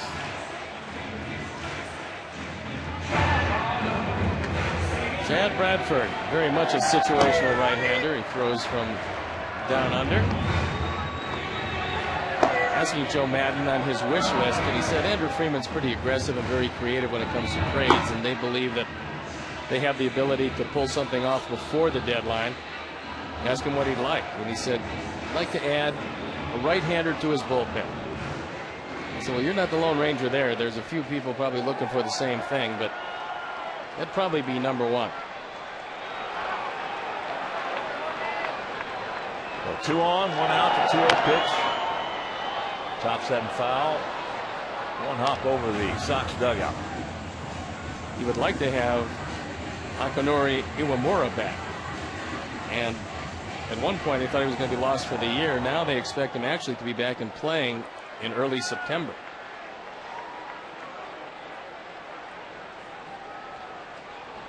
That's would be a big piece of the puzzle for this ball club. Will really shore up the defense in the middle.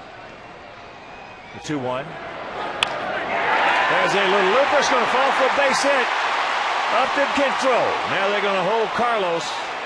And you really have to with the bad foot. He's not running the way he could. Normally, you got Getz at second. You got Posednik at second. You send him.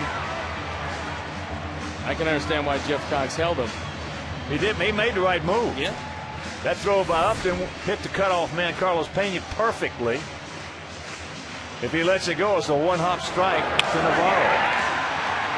Again, Carlos isn't running. In fact, he's looking in back of him, and that's not a wise idea. Now watch him coming and running, and watch what he does. He looks behind him. You got to pick up your third base coach. You can't be looking behind because you can't run as quickly. So Sox packed. And here's Pides. He's 0 for 3. Takes it right there for a strike.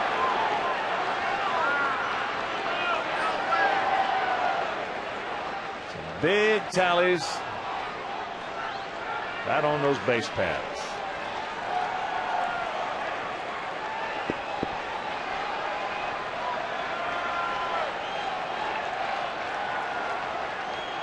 Corners in close.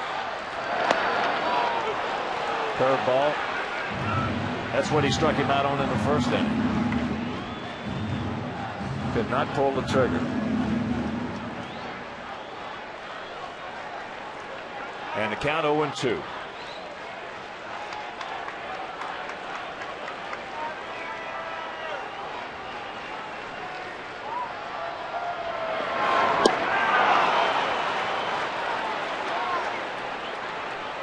Another hook. Apparently he cannot pick up the curveball of Jeff Neiman. This one just dove out of the zone. Posednik goes down on strikes. So a big strikeout there for Neiman. And here's Alexei. Alexei has singled to right, bounced back to Neiman softly, and struck out swinging a check swing on the curveball.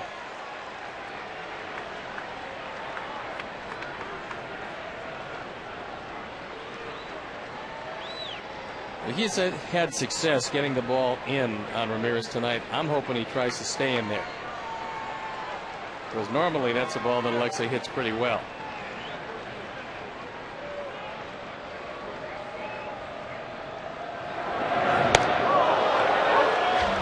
That's a 5-1.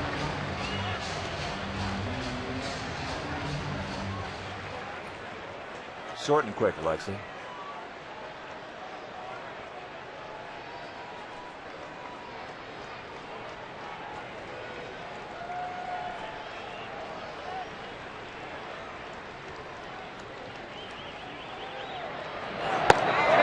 Count 2-0. And he fell on the mound again. That was the third time tonight that his heel has hit wrong and he's fallen off the mound.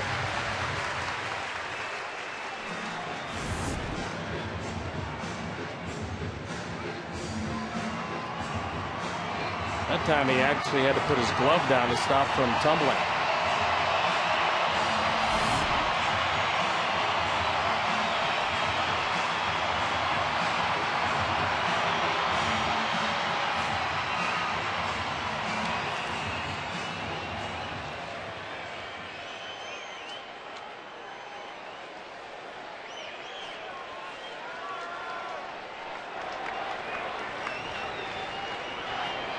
Pitch.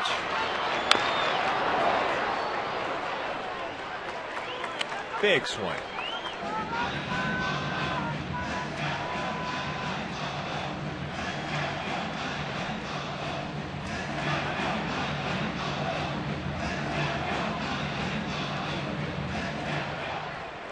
Main die on deck. But right now, Quentin at third. Gets it second. Beckham at first.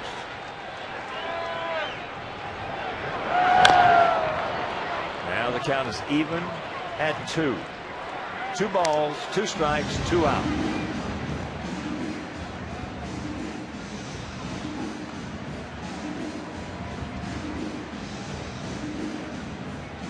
You can't very well look for it, but this is normally where Neiman goes to the curveball.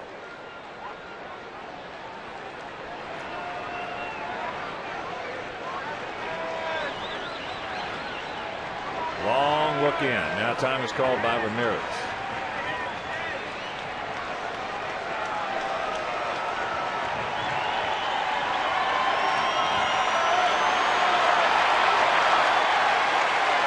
$23,319 in the house.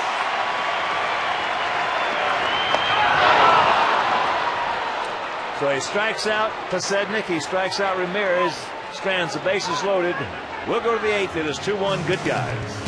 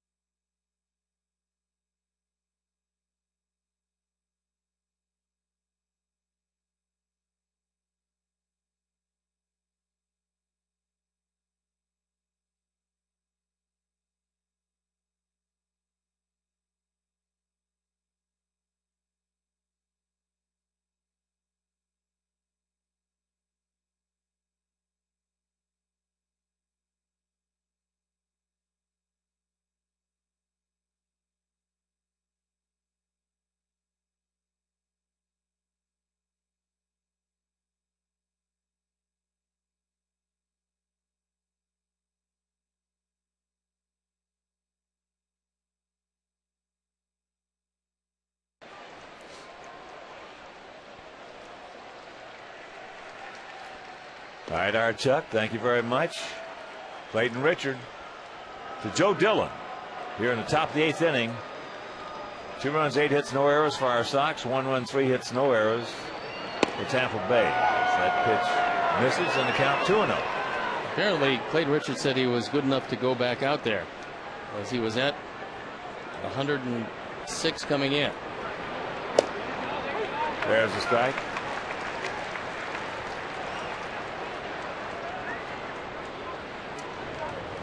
Tigers have defeated Seattle 9-7. No walks. Come on, Clayton.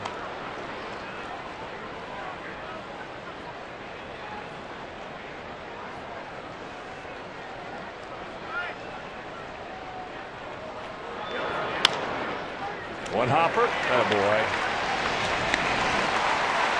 1 out. Here's our Mercedes-Benz E-Class attention assist of the game. This coming last inning, Jeff Neiman on the hill gets a big strikeout with the bases loaded, and a second big strikeout with the bases loaded.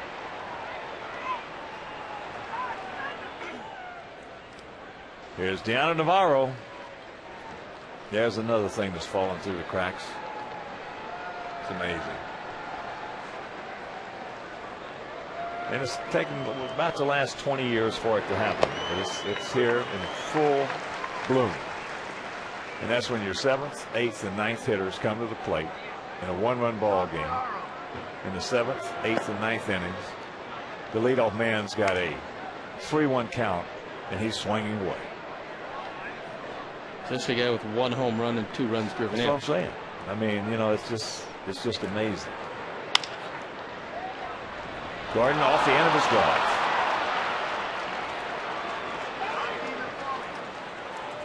We're going to give Navarro a single.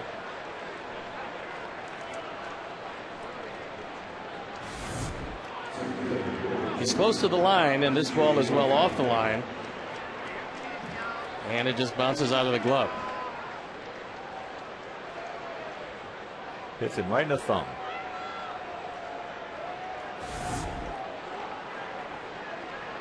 He gets him if he makes the catch.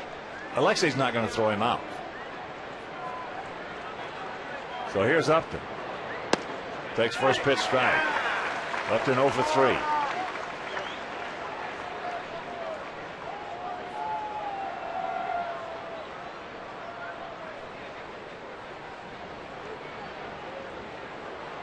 Just a short lead by Navarro. And this should be. Right, come on. Yes, attaboy, Clayton. Nice scoring, kid. We're going to the bottom of the 8th.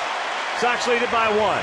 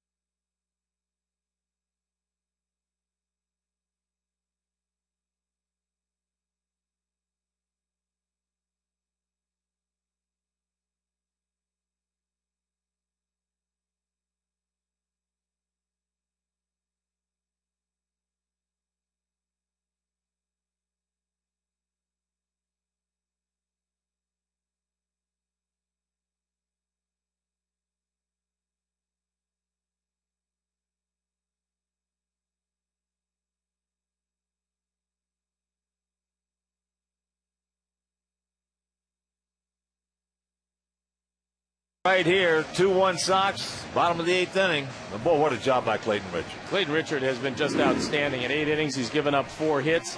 done just about everything right. The control has been almost pinpoint. And he got a guy that very rarely, if ever, grounds into a double play to ground into a double play, and that's B.J. Upton. So he's got a 1-run lead. And some insurance here in the bottom of the 8th would look real nice right about now. Well, we had a chance last inning. Bases loaded, 1 out.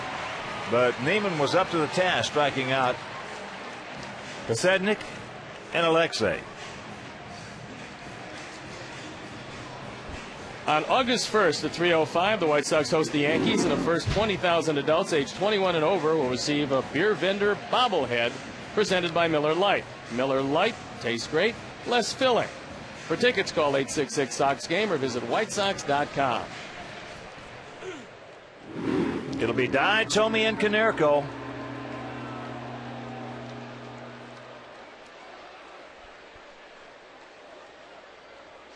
Neiman has run just 89 pitches up there. He's pitched a terrific game himself.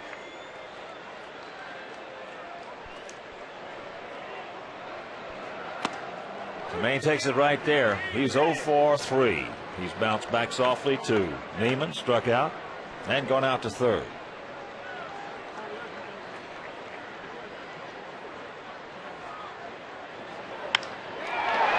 Ball high into left center field. Upton right in front of the track. If he pulls that ball just a touch, probably goes out of the ballpark, but he hit it a little too high and maybe into one of the dead spots of this ballpark. Bobby Jenks loosens up. He knows the first two he's going to face for serve, Bartlett and Longoria. And a reminder, this is game 2 of this 4-game set tomorrow night. Carlos Torres against James Shields, and that game will be over WCIU if you can't make it to the ballpark. And let's check out our Felco upcoming schedule. Then in the finale on Thursday afternoon, Mark Burley against Scott Kazmir, and a game right back here on Comcast Sportsnet. And it's off to Detroit and Minnesota. Tigers with that split doubleheader on Friday. Then on Saturday, that game will be over Fox, and Sunday night over ESPN.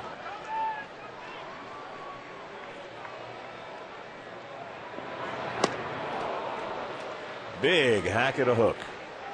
It's been a pretty good curveball. He's hung just a couple of them. But almost without exception, that curveball's had a lot of bite to it tonight.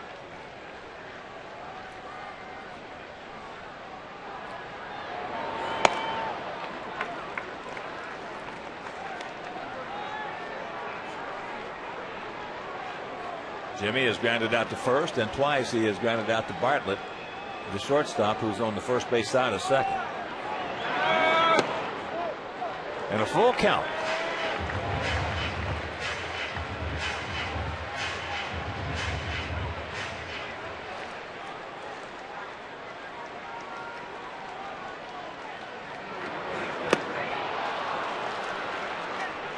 Seven strikeouts for Neiman, 2 gone. And for the Rays in their half of the 9th inning, it'll be Bartlett, Longoria, and Zobrist. Right through the heart of the order. You wouldn't have it any other way. That's the way Abner designed it. It's amazing. It really is amazing how this game was designed.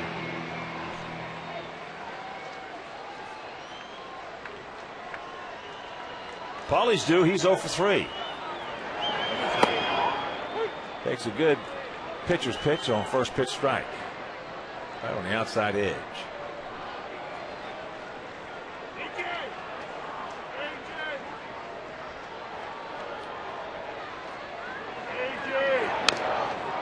That curveball. 0-2 the count. Rays with their run in the third. Our 2 runs coming in the 5th. Randy Choate loosening up in the bullpen. We saw him for 1 hitter last night.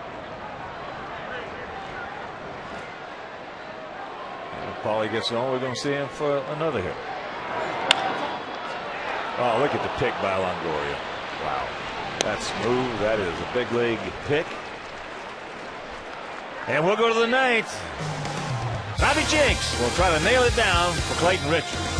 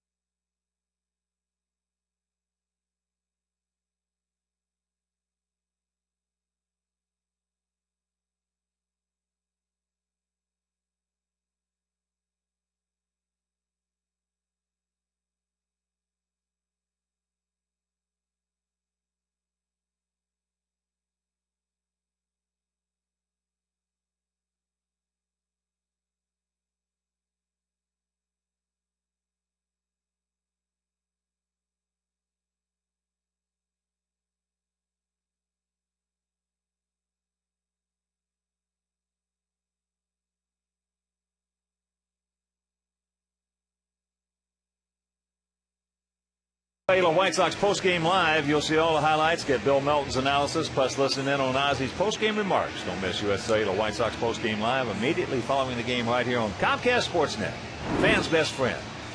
Bobby Jenks comes in looking for save number 23. 2-2, ERA 3.82, on for the 34th time. There you look at the numbers. Right-handers have had very little luck against him, and that's how he starts it off with Bartlett, Longoria, and then the switch hitter Zobrist.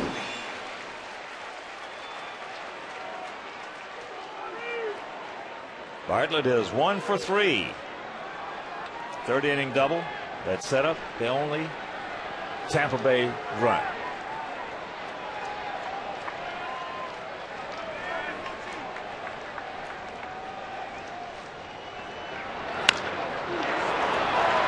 Base hit. First ball, high fastball, and Bartlett takes it into left field.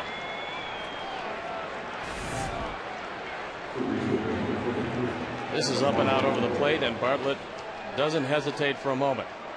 And he's one of their premier base runners, although AJ got him at third base last night. He's 20 for 22 in stolen bases.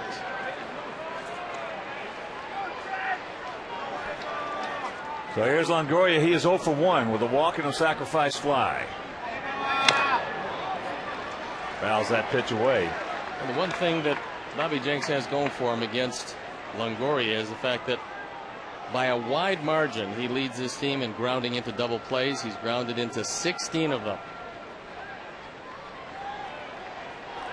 And besides that, this is the first time he's ever faced Bobby Jenks. He hit him. And it got Chuck Merriweather as well. So here we go. First 2 men aboard, nobody out. That one got Merriweather harder than it got Longoria. It just got the uniform of Longoria. And Herm Schneider comes out. Wants to take a look at Chuck Merriweather.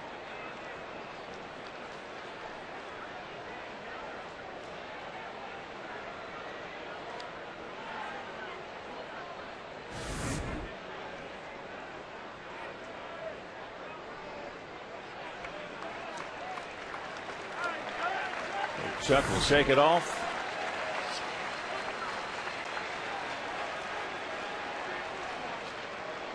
And that'll bring Zobrist to the plate. He'll turn around for the first time and hit from the left side after having no luck with Clayton Richard from the right side. Zobrist has faced Bobby 4 times, has 1 hit. Trouble here in the 9th.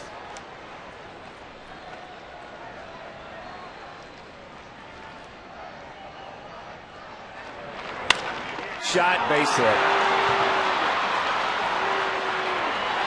They're going to hold him, and that'll load him up. Bases loaded, nobody out.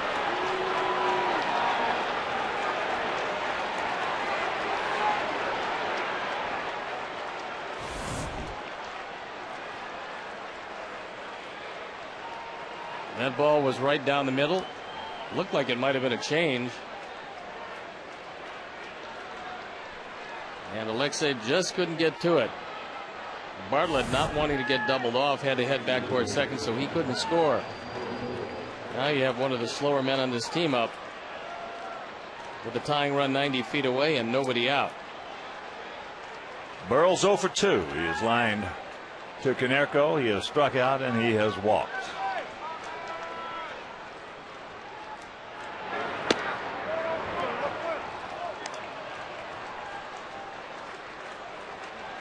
Pretty good pitch, didn't get it right there. That was a pitch last night that struck out Bartlett to end it.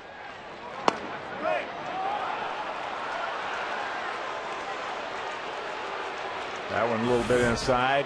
That first one had the plate when it went across. Meanwhile, Burrell with a 2-0 count.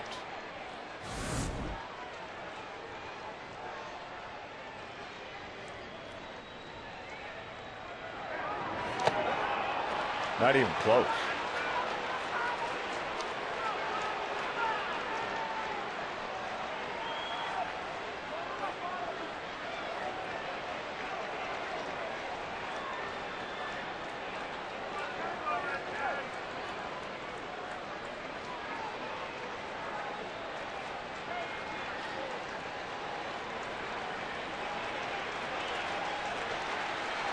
The 3-0.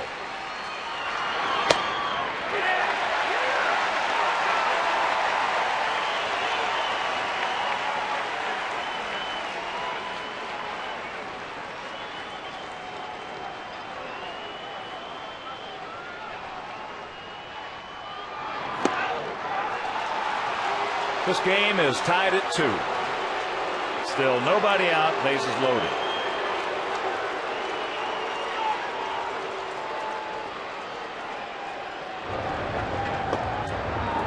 Third run driven in.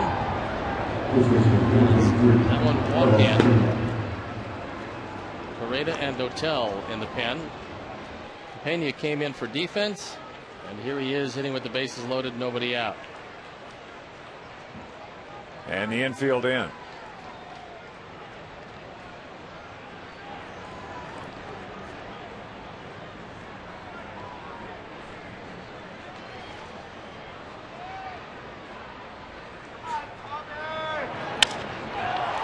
High in the right field, Jermaine. Longoria tagging. Jermaine not catching it in good shape. Anyway, here comes Longoria. They're going to go to second. They put it on him. But Longoria scores, and it's a 3-2 Tampa Bay lead.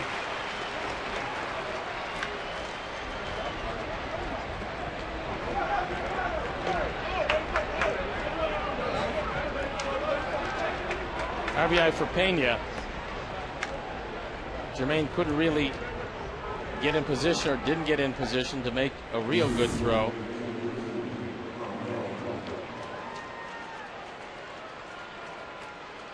And Paulie, realizing that they weren't going to get him at the plate, runs down Burrell. So here's Crawford.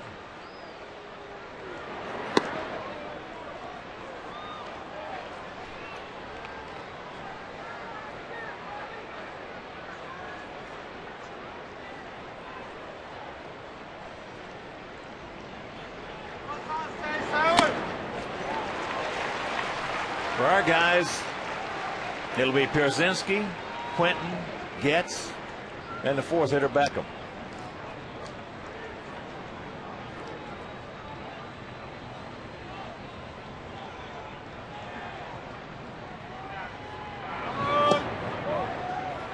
2-1. Bartlett hit the first pitch for a single. Longoria was hit by a pitch. Zobrist hit the first pitch for a bullet base hit back through the middle to load him up. He walked Burrell and then a sacrifice fly. J.P. Howell loosening up in the bullpen. He's the closer for this team. 9 saves and an ERA below 2.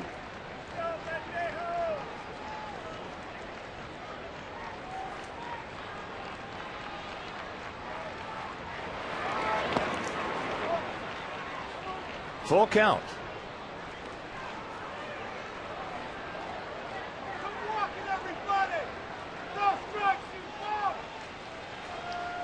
It's Gabe Gross in the on deck circle if Crawford can keep it alive.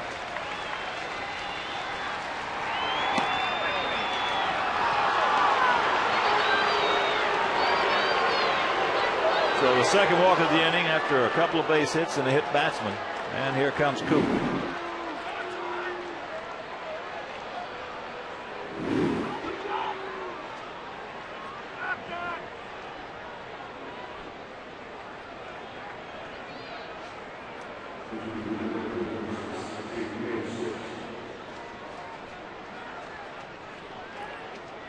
Gross came up last night against Bobby Jenks and drew a walk that loaded the bases before the strikeout of Bartlett.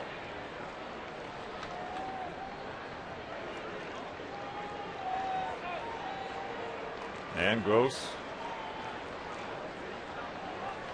0 for 2 against Jenks, but Crawford's going to be off to second base. Well, I'm sure that's what Don Cooper went out to tell Bobby Jenks. Don't worry about him stealing because he's going to steal. He's going to try to pick up his 47th steal, as a matter of fact.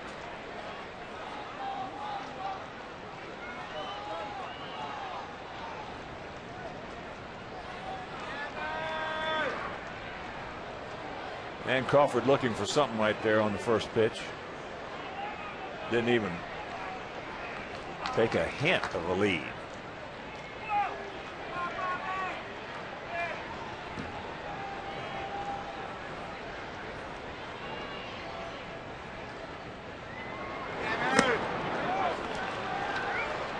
And that's low ball 1.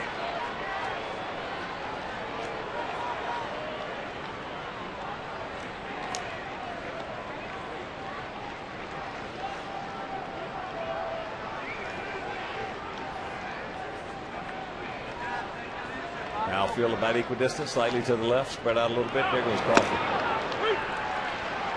So that is number 47. Now a base hit. Scores a pair.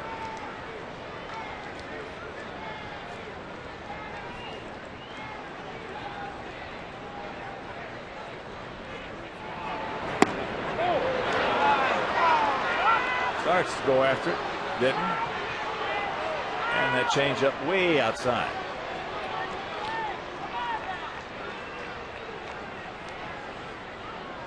But the switch hitting catcher, Deanna Navarro, on deck.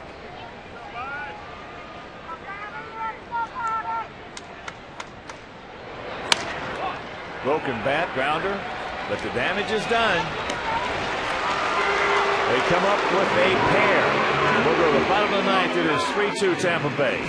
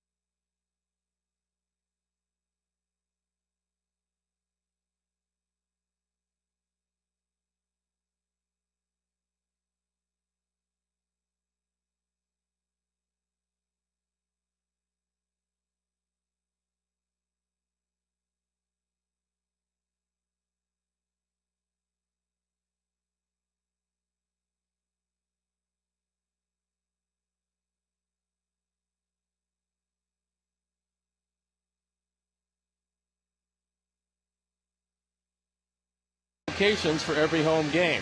Opening bids start as low as $55 a seat. Visit WhiteSox.com to place your bid today. J.P. Howell comes in. 5-2, ERA 197, on for the 46th time. He's become the closer. He's got 9 saves. And defensive changes for the Rays. Gross in right field. Carl Crawford takes over in left field. And Ben Zobrist moves in to play second base. It's pretty good when you can put your cleanup hitter, who started in right field, in at second. Yes. Meanwhile, here we go. A.J. deleted off. He's 0 for 3 lifetime off Howell. Takes ball 1. Carlos Quentin on deck. Chris gets in the hole. Those are the scheduled hitters. Outfielder deep, spread out, real deep. And that pitch catches the outside corner, I guess.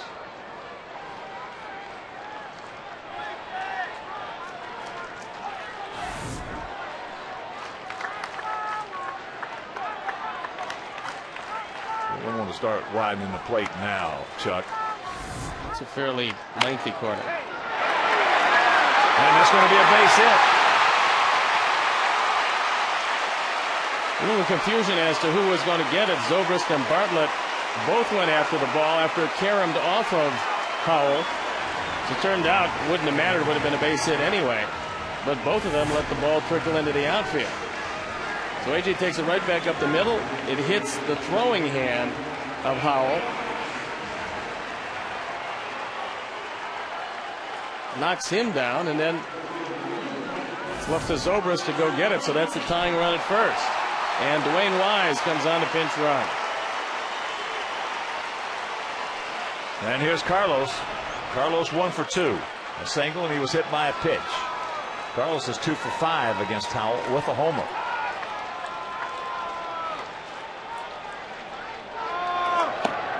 That's up high. Carl Crawford couldn't be any deeper in left field because he's about 3 steps in front of the track. Same way with Upton in center and Gross in right. They are way back there.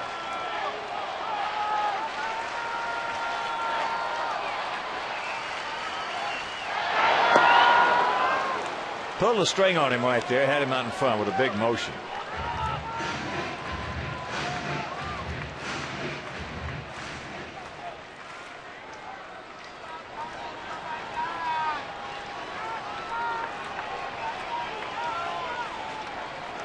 Come on, Carlos, 1st and 30, buddy.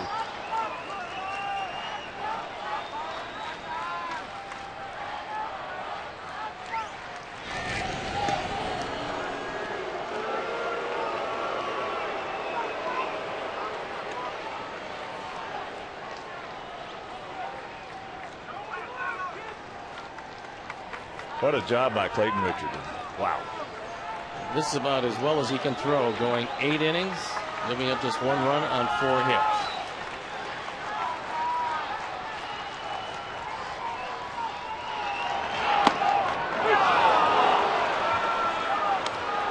And grabs the strike with that one.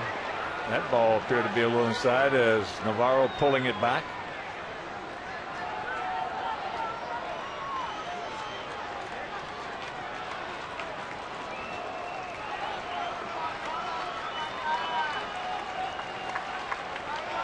Wise just a decent lead.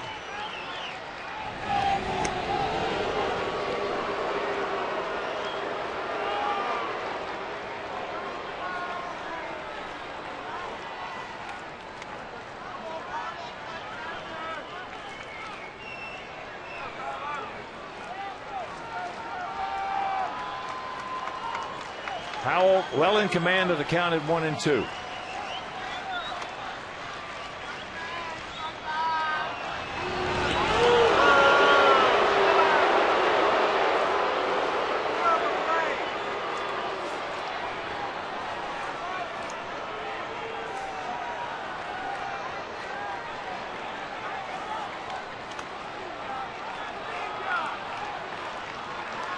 Longoria back several steps off the line.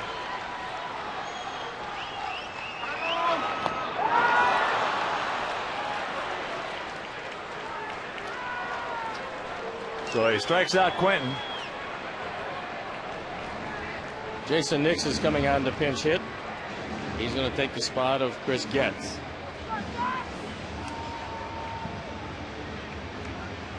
So a big out. Now they're going to talk things over a little bit. A meeting of the minds at the mound.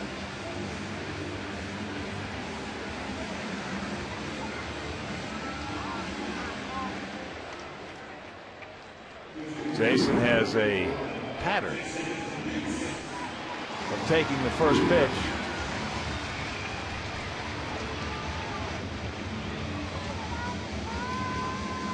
And scouts knowing that a little bit. Most of the time it's a fastball right there. Jason last night played.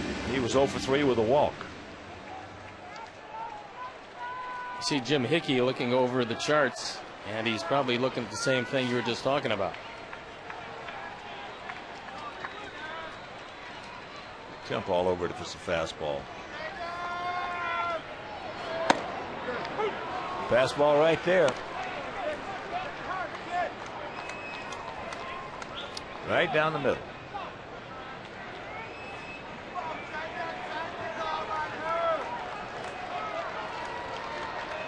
Howell is not going to overpower you. Well, he's got a very good straight change. And he's got a very good fastball that moves as far as not velocity, but movement.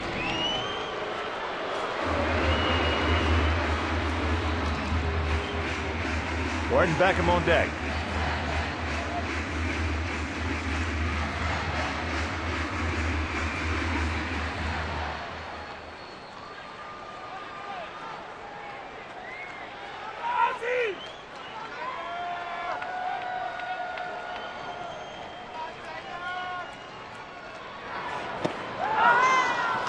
Now he pulls the string on him and count 0-2.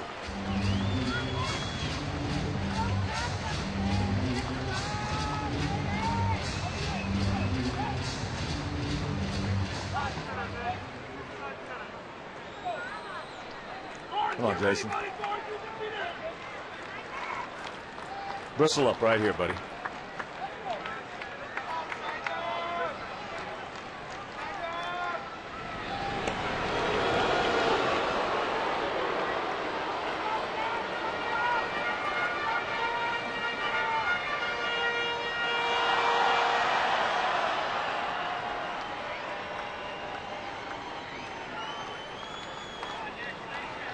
Howell, one of those guys that will definitely slow play you. He is right now. Every other throw goes to first base. Ball hit hard, but foul. The same pattern.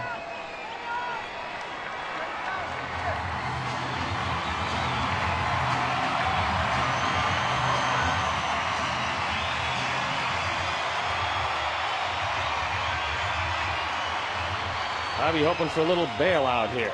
Yeah. But mainly feels bad for Clayton Richard, his teammate. No doubt.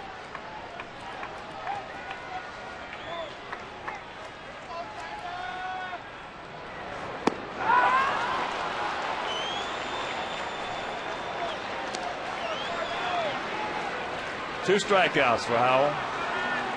And here comes Beckham. He is 3 for 3 tonight. 2 doubles, hit hard. 1 single, hit soft.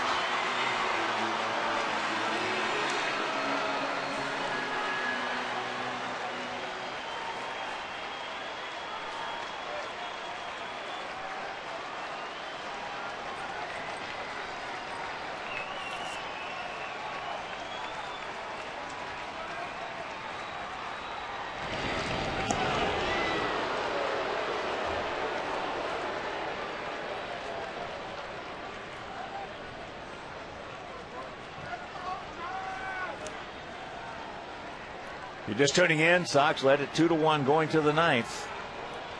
Rays came up with 2 runs.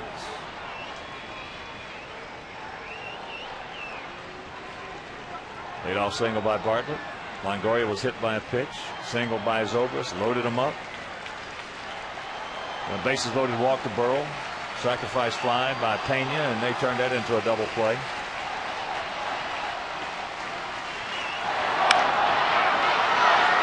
And this ball game is over.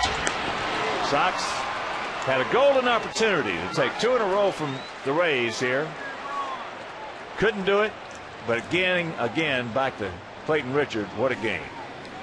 How about he was terrific tonight? He went 8, only walked 2, gave up 4 hits, 1 run, struck out 7. Unfortunately, it was not a good night for Bobby Jenks, and the Sox go down to defeat. And let's check out our Lexus Pursuing Perfection player of the game. It is